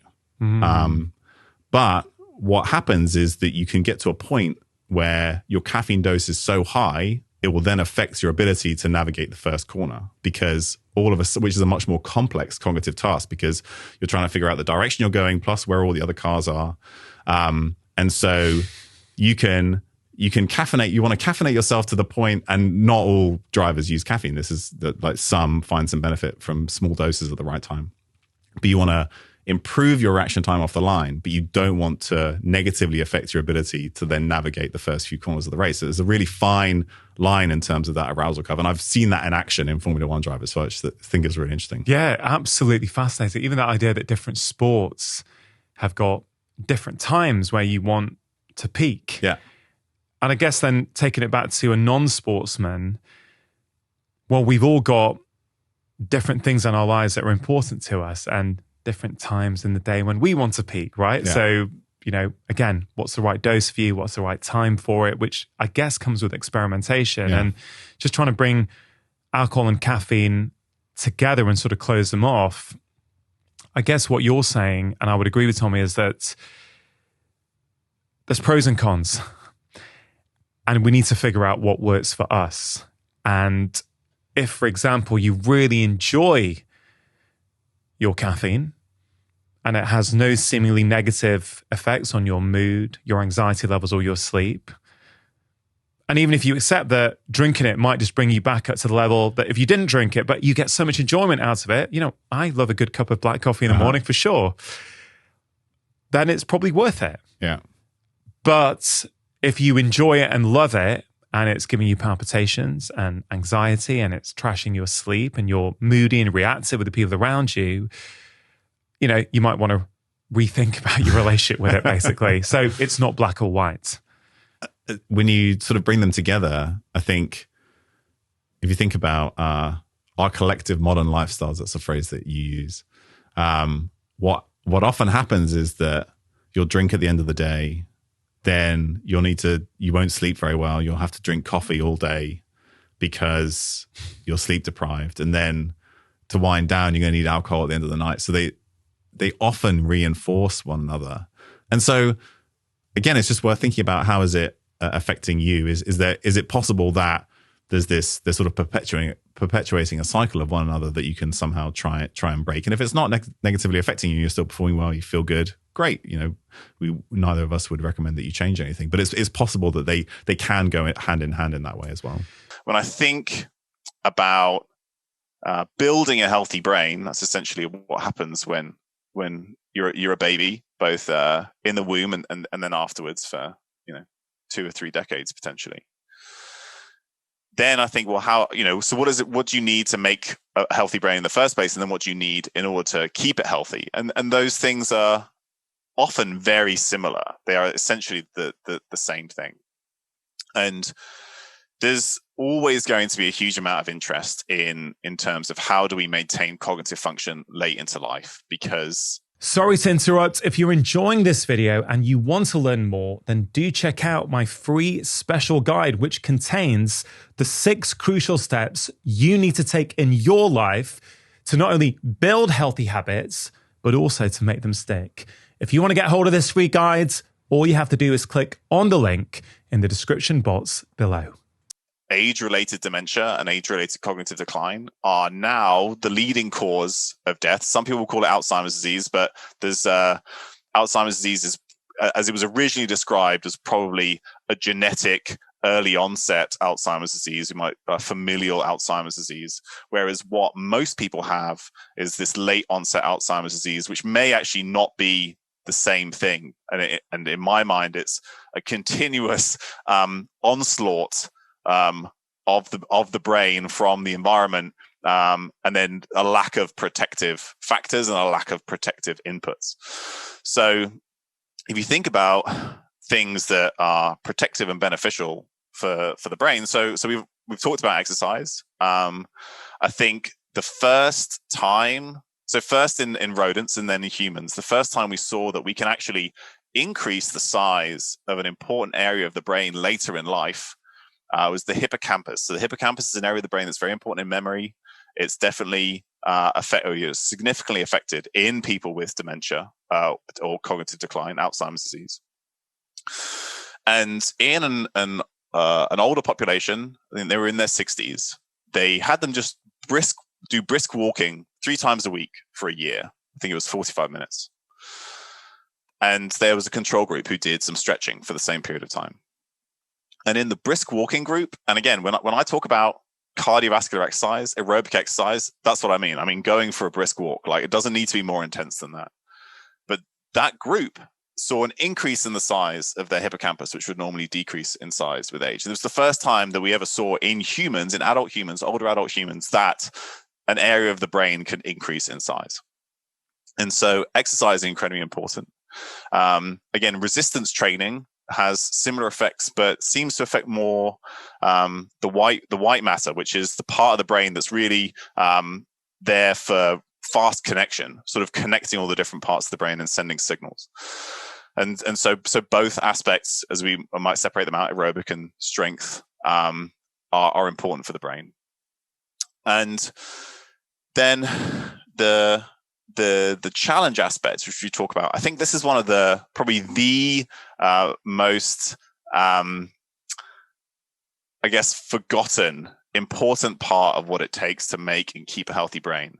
And again, let's use an athlete analogy, which is that if you stop training or for some reason you become immobilized, your muscles, and you have a good amount of muscle, you're an athlete, right?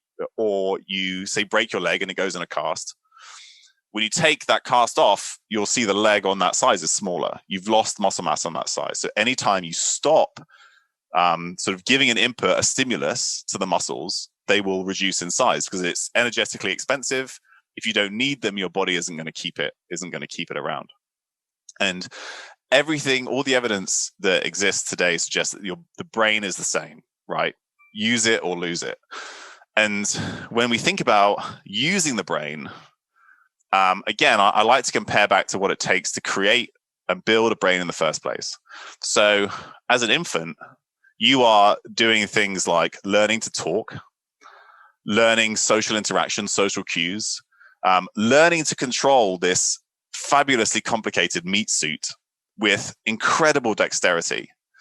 And those things take a huge amount of neurological stimulus, input, and effort.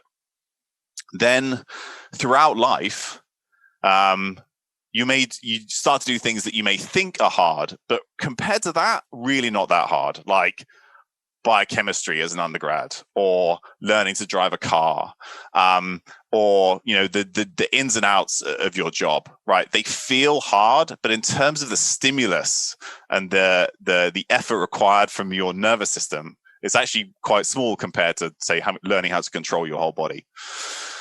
And as we get older, we just do the same things again and again. They get easier for us. They just become habits. They become patterns, which don't require, again, any significant cognitive input. And because of that, you're essentially telling your brain, hey, I don't need you to be as complex as you once were because we're not doing anything difficult. And you see multiple different strands that kind of come into this. So people have probably heard about the knowledge, right? London cab drivers. Less so now if Uber's continues to be allowed to exist. But to be a black cab driver in London, you had to learn the knowledge originally, which is all of the streets in a 6-mile radius of Charing Cross. And they once looked at brain scans of people taking the knowledge or learning it before and after. And those who passed, and again, we don't know why they passed, whether it was because they were the ones who actually studied, or they have some other skills that allowed them to be able to gain the knowledge.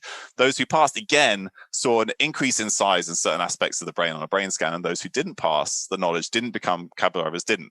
So you've created this incredibly difficult stimulus, which has then helped improve the brain. And you see something similar in terms of people who retire earlier tend to die earlier as well. And that's after you adjusting for all the things that might cause you to retire earlier, such as medical conditions. So again, like telling the brain that it's required, it is incredibly powerful for brain health. And we could go on. So if you look at the brain health or the brain age of musicians, amateur musicians have a better brain age than professional musicians, because amateur musicians, it's harder for them, right? They have to work harder to get a nice result. So all of this is basically telling me that in order to keep your brain healthy, you need to tell your brain that it's needed. And that requires you to do difficult things, which is going to also require you to be bad at stuff as you learn new skills. And then once you've acquired a new skill, you then have to move on to something else. I mean, still do the thing if you enjoy it, but then as soon as something becomes habit, becomes patterned, becomes easy, it's no longer the same stimulus. So this could be anything. It could be dancing. It could be some kind of movement or sport. It could be singing. Teaching others seems to be protective as well. Knitting. I recently started to learn how to code on my computer because that was something that's beneficial for my job, but also incredibly difficult. I'd never done anything like it before. So there are all these things that you can do, but you need some kind of ongoing stimulus to tell your brain that it's still needed, it's still worth keeping around, and that's something that you'll essentially need for as long as you want your brain to still be working. I mean, it's so fascinating what you mentioned about the leg that goes in a cast, and 6 weeks later, muscle mass has declined. This whole idea that our brain is constantly responding to the inputs that we get, and if we think it's not required, it's like, I'm not going to waste energy shoving it there. I'm going to focus on something else. But it made me think about something Professor Laurie Santos said to me recently on the podcast. She's from Yale. She's a psychology professor and has got this globally successful course called The Science of Wellbeing. And she talks a lot about how our brains kid us often in terms of the things that are going to make us happy are not the sort of things that our brain think is going to make us happy. So we actually behave in a way that actually isn't moving us towards happiness. And as you were talking there, it made me think that it's interesting that society, the way we live now, where everything's front loaded as kids, and then we sort of just gradually decline once we start working. We don't have time anymore to try new things. It's just pay the mortgage, go to work, take the kids to their classes, and then you just, people are waiting for retirement to just chillax. And it reminds me a little bit of that, where, as we're older also, we get quite shy. We don't want to suck at something. We don't want to fail at something, so we don't do it. But what you're saying, Tommy, is that actually that's exactly what we need to be doing. We need to be doing things that remind us that, hey, you are needed. My brain is needed. You need to grow. You need to respond. So, yeah, I mean, do you feel we're sort of fighting human nature, or certainly the way society is set up in an effort to improve our brain health? Yeah, absolutely. The way society is set up is to sort of funnel you continuously in one direction, and then be very good at whatever it is that you do, but it doesn't require, again, it sort of becomes just part of the same thing again and again. It doesn't require the same inputs. And I think there's a huge amount of benefit from being a bit of a jack of all trades, having lots of interests, like diversifying your interests and your expertise and your skills. And that creates some buffer in terms of, hey, you may not always have that job, or you may not always be able to do that job. Having some kind of broader, base of skills or things that you enjoy, again, creates some kind of buffers in there. But equally, as we get older, we're expected to get more serious. Another thing that I didn't mention, which is incredibly important and very well emphasized and advertised by our mutual friend, Daryl Edwards, is play. Yes. Adults aren't supposed to play. We're supposed to be serious. We're not supposed to have fun. And again, it become, our exercise, our movement is supposed to be very prescribed. It's going to be on a treadmill, or you're going to do X reps in the gym or whatever. And again, that's just not how we're quote unquote designed to move. Like, we're supposed to be interacting with our environment, interacting with other people, animals, nature. That's why our bodies are built and structured the way that they are. But yeah, everything that is required of us in modern day society is sort of pulling us away from those stimuli, those inputs that our body, I think, expects, and then is what creates a foundation for long-term health. Yeah, and that there's a brilliant talk that you did on brain health that's on YouTube, and I'll definitely link to that in the show notes for this podcast. You put up a graph towards the end, and I think it's something about the amount of cognitive capacity it requires to do certain things, and at one end was learning to walk, I think. At the other end was, retirement and doing Sudoku. And the contrast was really quite stark. Yeah, and I borrowed that graph. I remade it. It's made by a friend of mine, Dr. Josh Turkner, who's a neurologist over here in the US. And it's a lot of those ideas about sort of the requirement of long-term stimulus to keep our brains healthy is certainly something that I've discussed a lot with him and gotten from him. And yeah, I mean, it's very difficult to quantify these things, right? Like, how could you possibly quantify the amount of effort that it takes to learn how to control the human body, except for if you think about people, adults who have to relearn how to walk, or if you're trying to build a robot that knows how to walk, right? These are incredibly complex tasks that we haven't even necessarily been able to figure out yet, right? Because it's that difficult. But most of the other things that we require of our brains can probably, as adults, can probably be automated to some degree, because it's actually not that difficult. So yeah, if you think about what you ask of your body and your brain, it's just a steady decline throughout life, and that requires now some kind of significant effort on our part to prevent that.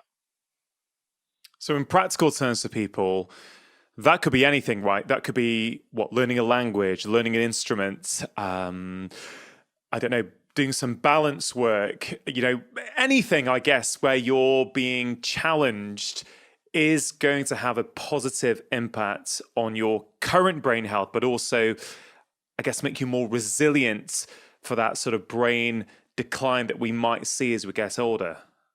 Yeah, absolutely. And that's the thing, is it can be, almost anything that I say you enjoy, but it's probably, if it's difficult, you're probably not going to enjoy it to begin with, right? This is what we talked about. We don't like being bad at things, and and we're sort of taught to feel like it's not good to be good at something. Whereas actually, if you think about kids, they will just try stuff and they'll be bad at it and they'll fall over and they'll try it again and again and they'll get better over time. And that's, again, something that we need to reacquaint ourselves with. But then, it can and should be something that you enjoy doing, and that you can use. So you learn a language, and then one day we'll be able to travel again, and you can go and put it into practice. But it doesn't need to be a language. It could be anything, any of the things you mentioned, and it could be knitting or whatever. Literally anything that requires you to learn a new skill and that you enjoy. But again, as soon as you get good at it, you have to then start thinking, what can I do next that sort of keeps the challenge going.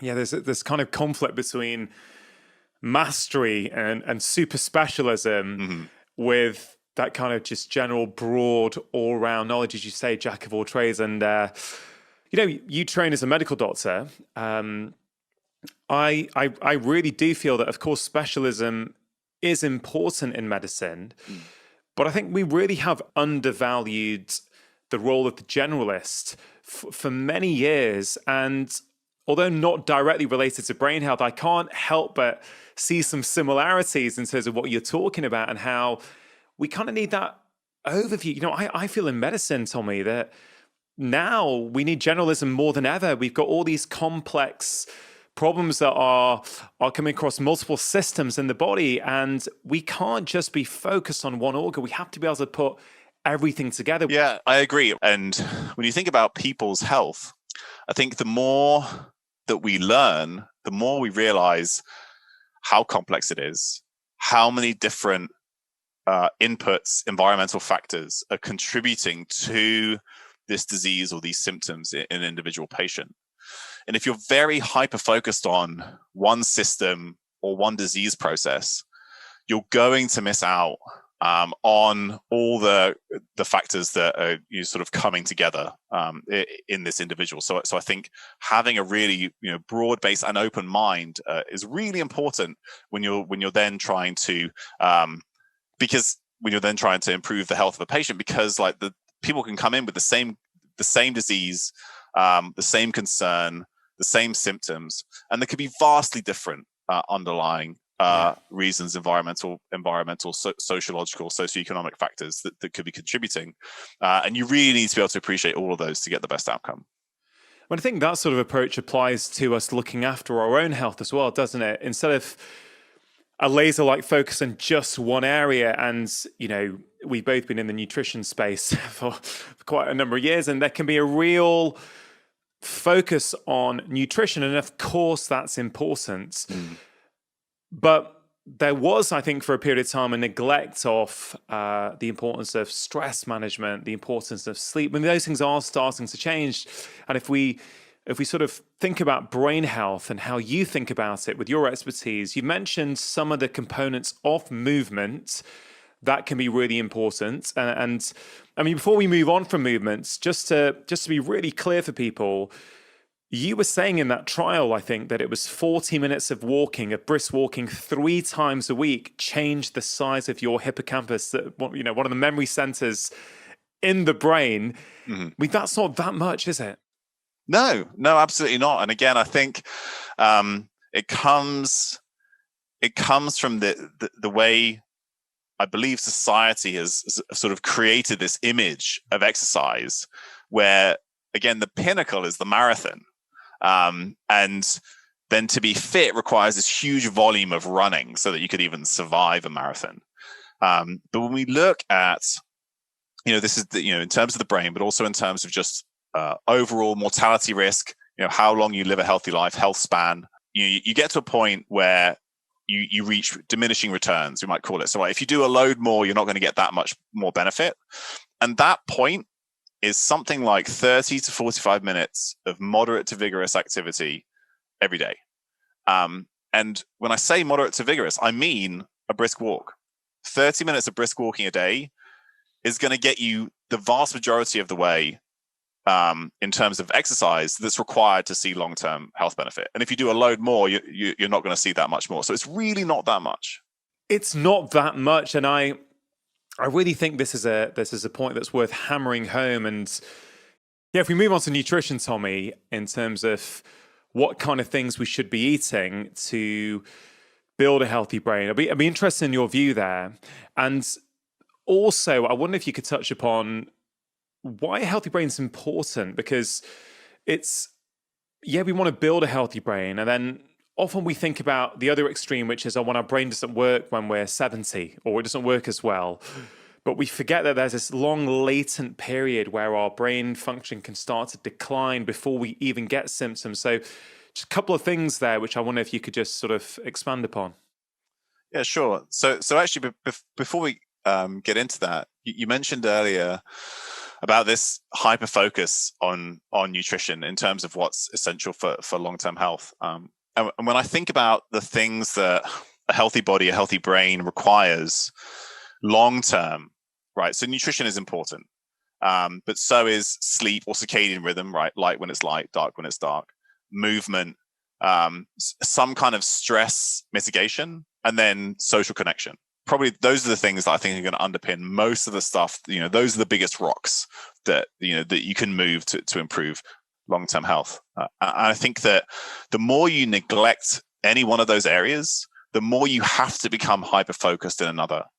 So when people are talking about restricting from a dietary sense, and that could be total calories, it could be fat, it could be carbohydrates, it could be protein, all of them have been vilified by different groups for essentially the same reasons.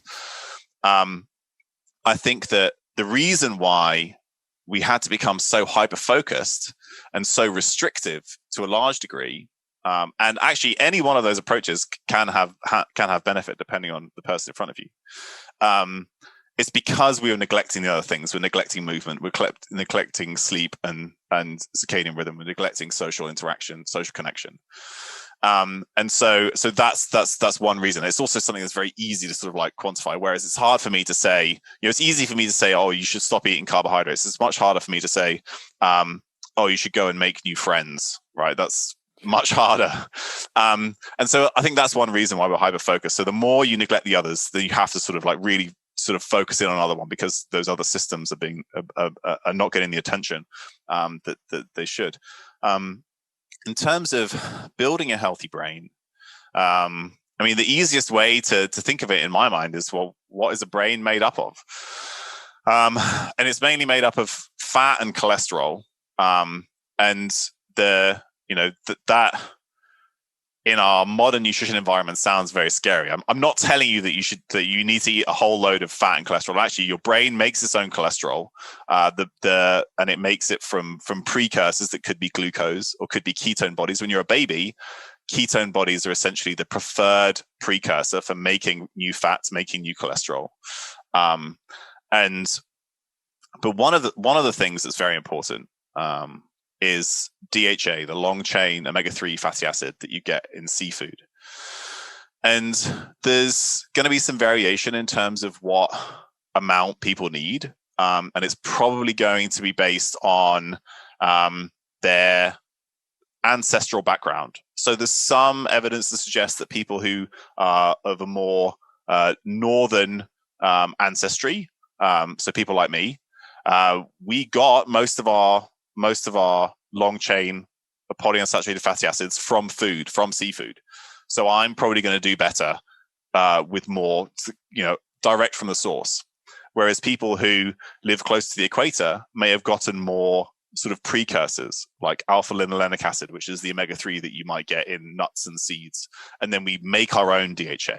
And there's a whole host of other things that can influence that. But there is going to be some sort of individual variation. It's just the point that I'm trying to make. But DHA is incredibly important, and it's accumulated very actively in the brain in the last trimester of pregnancy. So the last 3 months or so. And it's basically being actively, depending on the amount in the mother, it's being actively regulated how much is passed on to the baby and then basically all of it is ending up in the brain, and then some is put in the fat stores. And humans are the only primate that has significant fat stores when it's born. And that's largely because it's a repository of these important things to then support the brain. And again, because babies are born with an incredibly demanding brain, human babies. And it's, we need these fat stores to support it. It's one of the reasons that we have the brains that we do. So DHA is incredibly important. Lots of other things, will come up. So things like choline can be very important. Again, you might get that from eggs, liver, organ meats, potentially.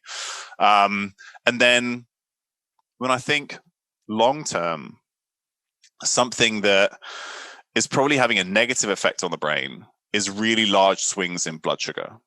And there's a lot of data to support that. If you're eating foods that cause very, very big spikes in blood sugar, that's probably over time going to have a negative effect on your cognition. And there are some studies that suggest that in people with diabetes, if you improve their blood sugar control, you improve their cognitive function. And this can happen over years, and again, we're normally told that it's like this inexorable decline over time, whereas actually we have plenty of evidence that suggests that we can reverse that as long as we improve some of these factors. So it's just, I think it's very positive and empowering to say, wherever you are today, there is potential for improvement if you're, sort of capable and able and interested in doing that. But I think we do need to acknowledge, maybe in this wellness community more than often does get acknowledged, that there are huge psychosocial stresses, cultural stresses for different communities, financial stresses, racial stresses. These things hugely impact our biology and our physiology. And for some of us, it's easier to make those changes than for others, isn't it? Yeah. And I think it's been something that's sort of aimed at whether the lifestyle medicine or functional medicine or integrative medicine, ancestral health communities. There's people who focus on these lifestyle factors that we've talked about. And it's a worthy criticism to say, not everybody can do that, right? Not everybody has the financial ability to remove themselves from the environment that they're in. If it's, they have to live close to a road, or they have to live close to a refinery, right? So in the United States, near, large petrochemical plants, that's where you've had red-lined housing areas where people from low socioeconomic status, usually more likely to be black, have been put around these areas. And then it's baked into the environment and you can't afford to move out. Or it may be, we talked about food, but, what food do you have access to? Do you even have a kitchen? Are you working 2 jobs? Do you have time to cook? We need to be very mindful that the social determinants of health play a big role here. Yeah. I mean, I totally agree with that. I think there's a lot of nuance to that, because sometimes that criticism gets leveled and say we shouldn't be giving any information out because it's not relevant to that community. Yeah. I don't agree with that. It's we should definitely be giving out information, but we also need to be aware that that information may not be relevant or as relevant. And so we shouldn't look down when people can't take that advice, for example. Yeah. And I've always fought for that wellness, for want of a better term, is for everyone.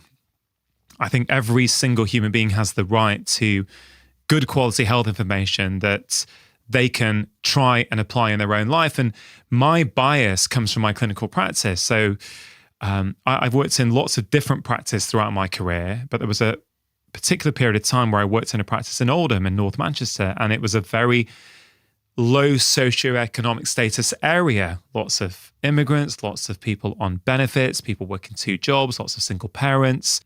A lot of, in inverted commas, struggle for day-to-day life compared to other areas I've worked where it's more affluent. Now, there's struggle there as well in a different way.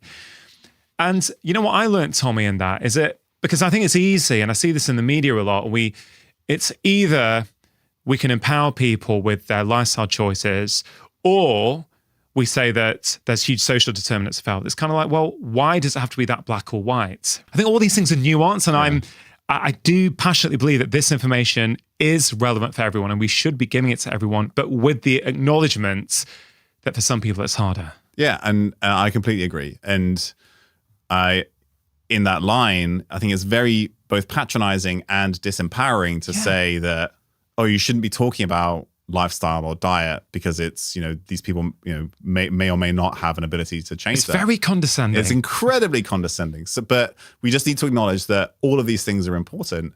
But again, there was a recently published study that came out in Lancet Public Health a few years ago that looked at, using UK Biobank data, looked at mortality risk, and they stratified individuals by some lifestyle factors, so based on quality of diet, whether they smoke, physical activity, and then also stratified them by social deprivation. And you see that, yes, as your socioeconomic status decreases, overall risk increases. Mm-hmm. But when you look at the effects of lifestyle, movement, diet, there's still great benefit there.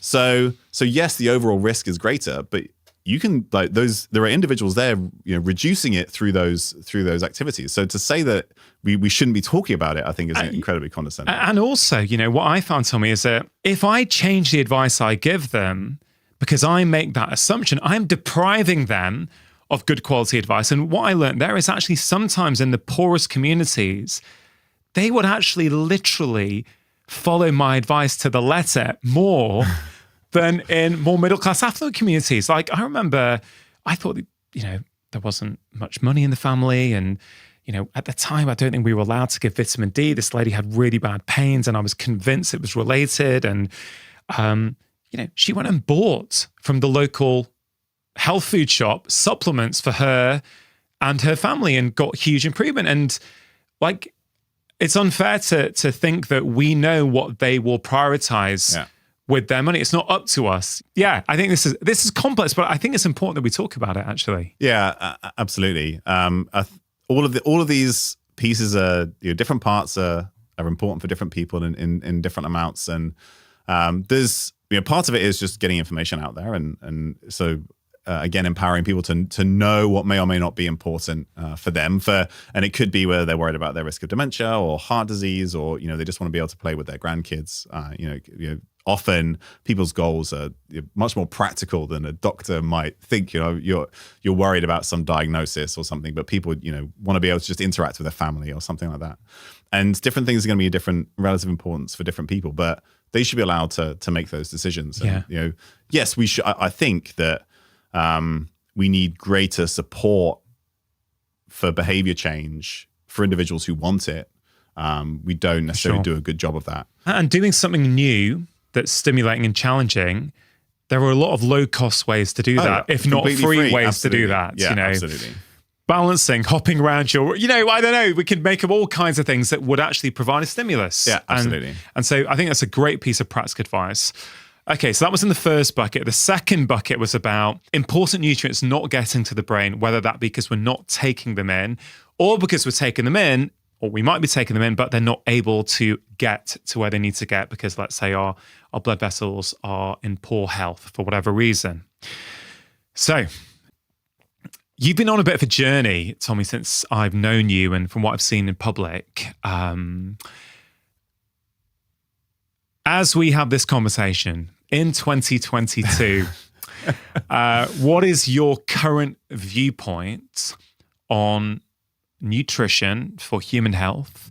I guess specifically we're talking around brain health, preventing cognitive decline as we get older, which I think everyone wants. What kind of advice would you give to people regarding foods? I think the starting point is that you should eat something that is accessible to you, that you enjoy and is sustainable. That has to be a starting point, because I could give you a whole bunch of recommendations, but if it's none of those things, then you're not going to do it or not going to stick to it. And one thing that constantly fascinates me about the human body is how adaptable it is. And the wide variety of diets that people evolved while eating, or, ancestrally, the different diets that, my ancestors ate a very different diet to your ancestors just because of where they are on the planet. And they both thrived. And I find that fascinating. And so it's the same thing now. What somebody enjoys and is sustainable to them is very different from the person next to them. And they may sustain their health in an identical manner with, objective measures that you could take.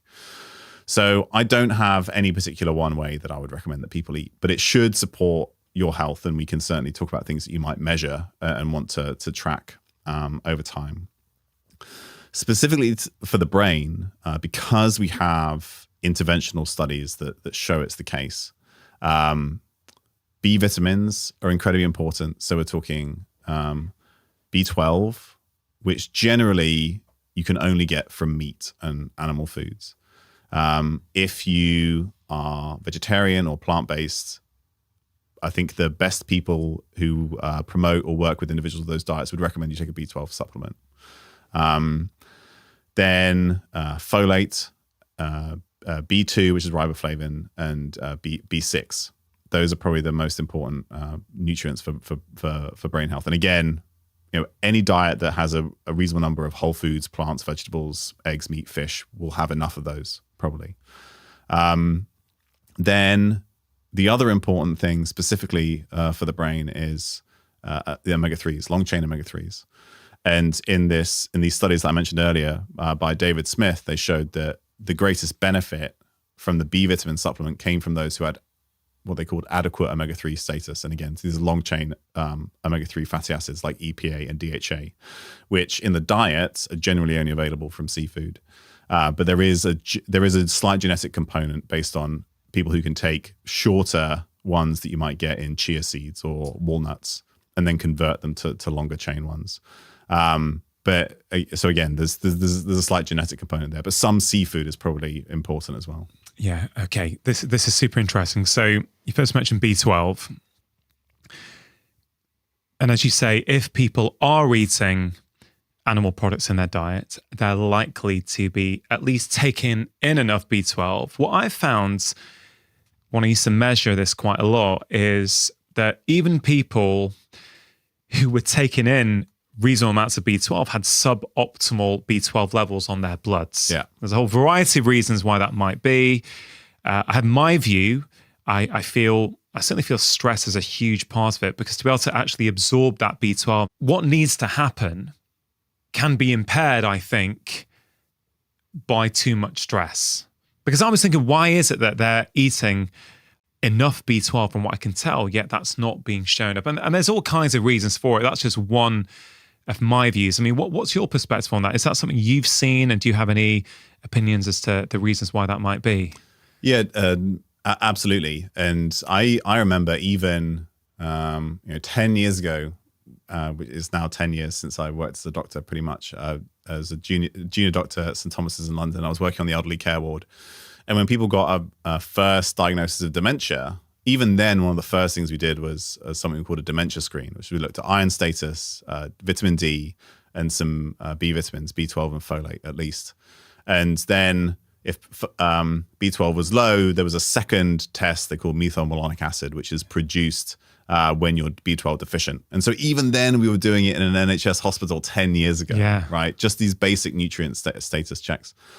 And I think stress certainly may affect acid production, which is really important for B12 and also iron absorption. But then some medications can do it. So metformin can affect B12 absorption. Proton pump inhibitors, which people might take for reflux, that can affect B12 absorption. And these are very common drugs to prescribe. So there's probably some lifestyle factors, but then it may also be a result of something else that somebody's taking. Yeah, I remember Professor Bredesen, when I spoke to him about this a few years ago. He will work with patients to do all the tests, the homocysteine, the MMA that you mentioned, and the serum B12. And at the time, I remember thinking, I can't get this stuff for my NHS patients back then. And he said he likes to see, for cognitive function, a serum B12, right? So that's your regular, cheap B12 test. And, I'm going to say it depends on your lab, but, the normal value that will be reported would typically be something like 200, 250 to 700, 800, maybe 900, depending on the lab, right? So huge range of normal. Yeah. And he said in his experience, if it's under 600, he would treat it. Mm-hmm. And I remember I came back because I was chatting to him in America, and I tried that with a few patients actually. And again, this is just anecdotal. It's not a scientific study, but people would come back and say, yeah, they feel sharper. Their cognitive function has got better. When I'd treat their serum B12 from, let's say, a normal level of 250, what do you think to that? I think that's, I'm not necessarily surprised. Again, it probably depends. What's interesting about the difference between the US and the UK is that in the US, you can't get an active B12 test, what we would call holotranscobalamin. It's very common to do in the UK. You can't do it in the US. So on the US test, you probably need to be at the upper end of normal because there are lots of other things that can cross-react with the test, and they look like B12, but they don't have the function of B12. And that's the case with some like plant-based B12 analogs. So for him, I imagine that's probably one reason why that may be the case. But equally, more broadly, I spent a lot of time looking at and thinking about blood tests. And if we think back to what we said right at the beginning, which is that the average adult has at least one chronic condition, takes at least one medication, has at least one, if not two, of the components of metabolic syndrome, of which there are 5.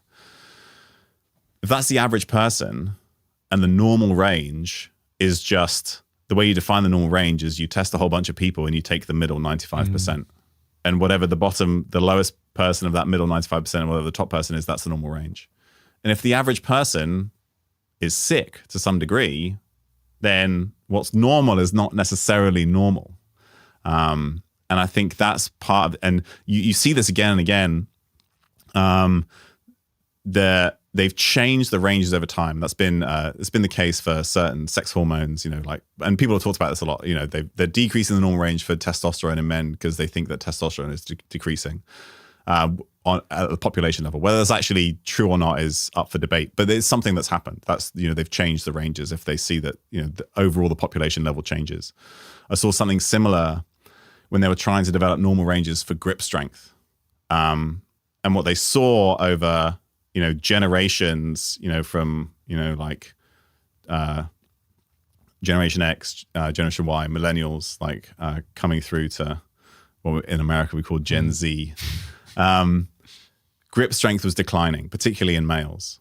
So there was a publication that said that and said, we need to change the normal range for grip strength, rather than saying, we're getting weaker. Why aren't we working on that?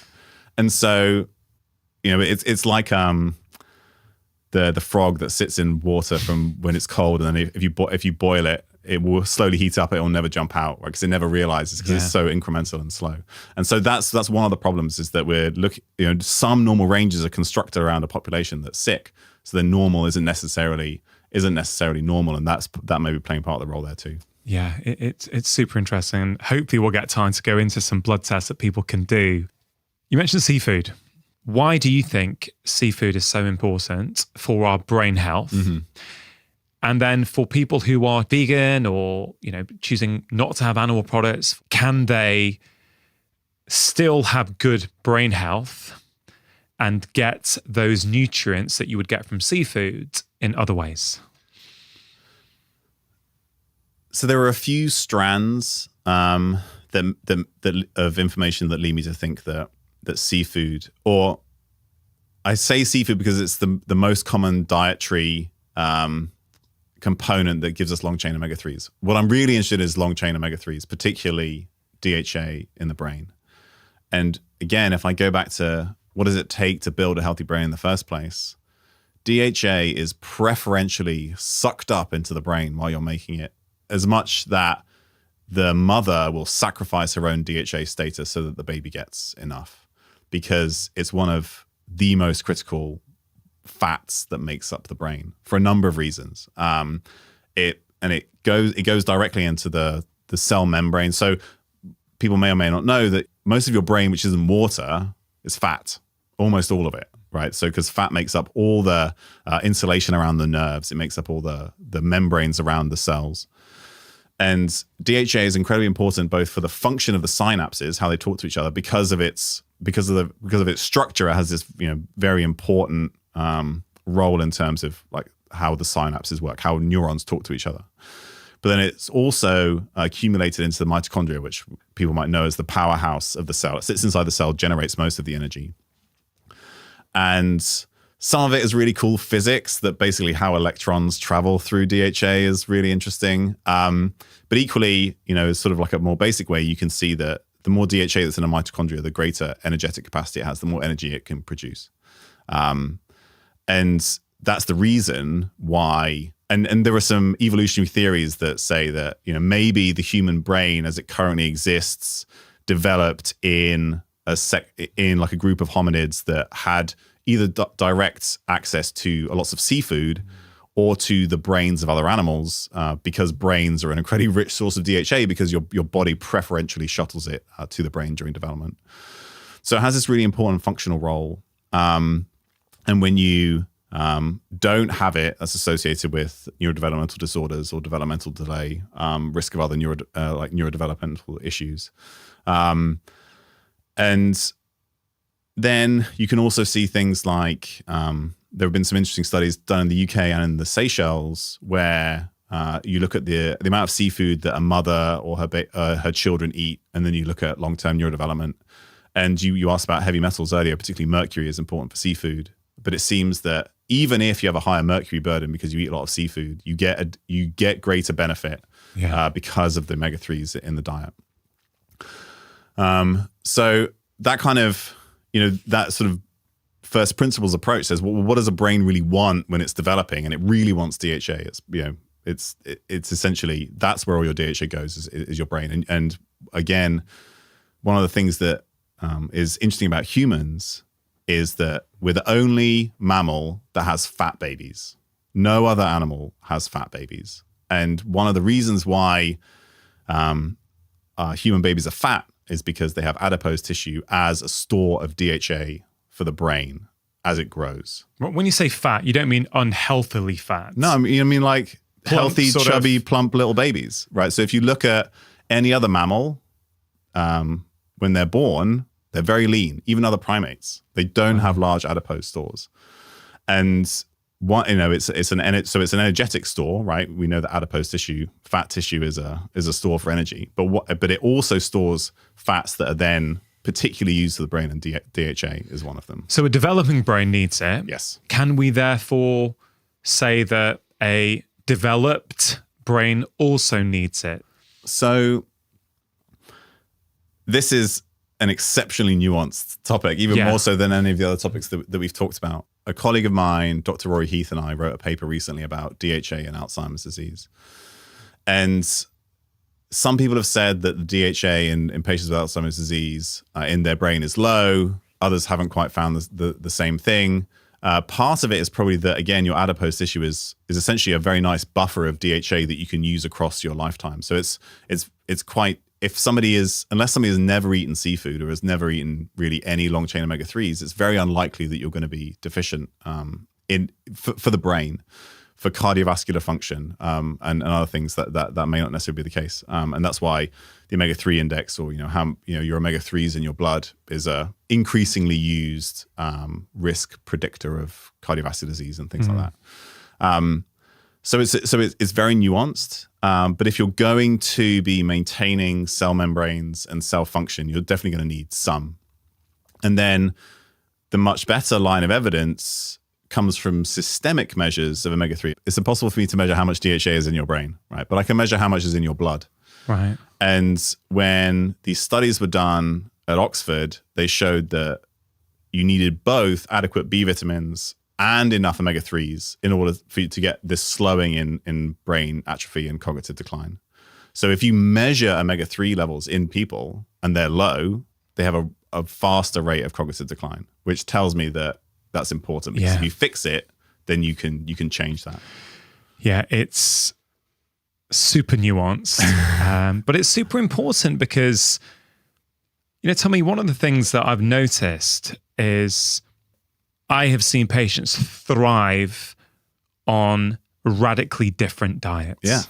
So I'm like, there is no one true human diet that's for everyone, in my view. It's just based upon 21 years now of clinical experience. It's like, I I've seen nothing to back that up. There are some principles, whole foods, as much as you can, minimally processed, decent amounts of healthy fats. There are some basic principles, but you can twist it in many different ways, culturally, ethically, taste preference wise, using those principles to seemingly be in good health. I completely agree with everything that you've said. And I've also seen people thrive on an incredibly wide range of diets. Like I said earlier, I think that's one of the most fascinating things about humans. And we have to take individual health into consideration. And so lots of things are done at the population level that are very important. But if two different individuals can thrive on very different diets and it supports their health in objective ways and they feel good, we have to be able to support them in doing that. And to go back to omega-3s, if you don't want to eat seafood, there are algal sources of long-chain omega-3s, right? So you can do plant-based versions, absolutely. And you would recommend that to people? I would recommend, so I don't want to show up and just say people should take all these supplements. Ideally, you'd test, right? It's not difficult.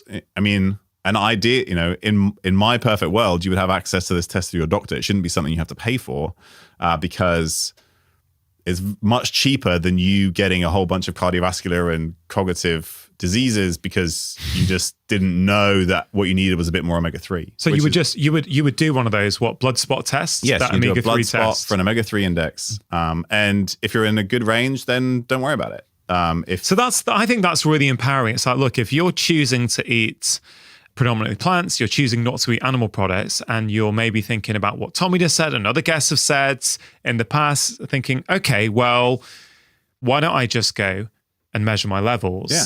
That seems like a pretty practical approach to take. Yeah. And there are some studies that have been done that have looked at the omega-3 levels, the DHA levels of omnivores versus vegans. And sometimes vegans have lower levels, but there have been studies that showed no difference. Right. So you can eat a plant-based diet and maybe you don't have any issues whatsoever. One thing that's interesting is that there may, I don't at this point believe in nutrigenomics where you can measure get a genetic test that will tell you the foods that you should eat. I don't think that we're at a point where we can do that. But one of the things that we know the most about is how our body metabolizes specific types of fats. And there have been some studies that showed that if your ancestors became agriculturalists longer ago, right? So they were usually closer to the equator, usually became farmers further away in our ancestral history, like more thousands of years ago. Then the body has adapted to being able to take shorter omega-3s, like ALA, which you can find in nuts and seeds and some grains, and then turning it into these longer chain ones. By comparison, say half of my family is from Iceland, right? You can't grow grains in Iceland. There's not a starchy carbohydrate to be seen anywhere, right? They ate seafood and they still do. And, that was where they got their omega-3. So their bodies never had to adapt to it. Yeah. So there may be some people, and one of the reasons why they thrive on a completely plant-based diet is because they're really good at converting some of these precursors to the longer chain omega-3s. And that's partly based on their ancestry and some other genetic components. So that's why I don't think that everybody who eats a plant-based diet should take an omega-3 supplement. I think they should test. And then if they need to change something, they should. But if they don't, then great. Yeah. If you enjoyed that, I think you are really going to enjoy this conversation about the most important things that you can do right now for your health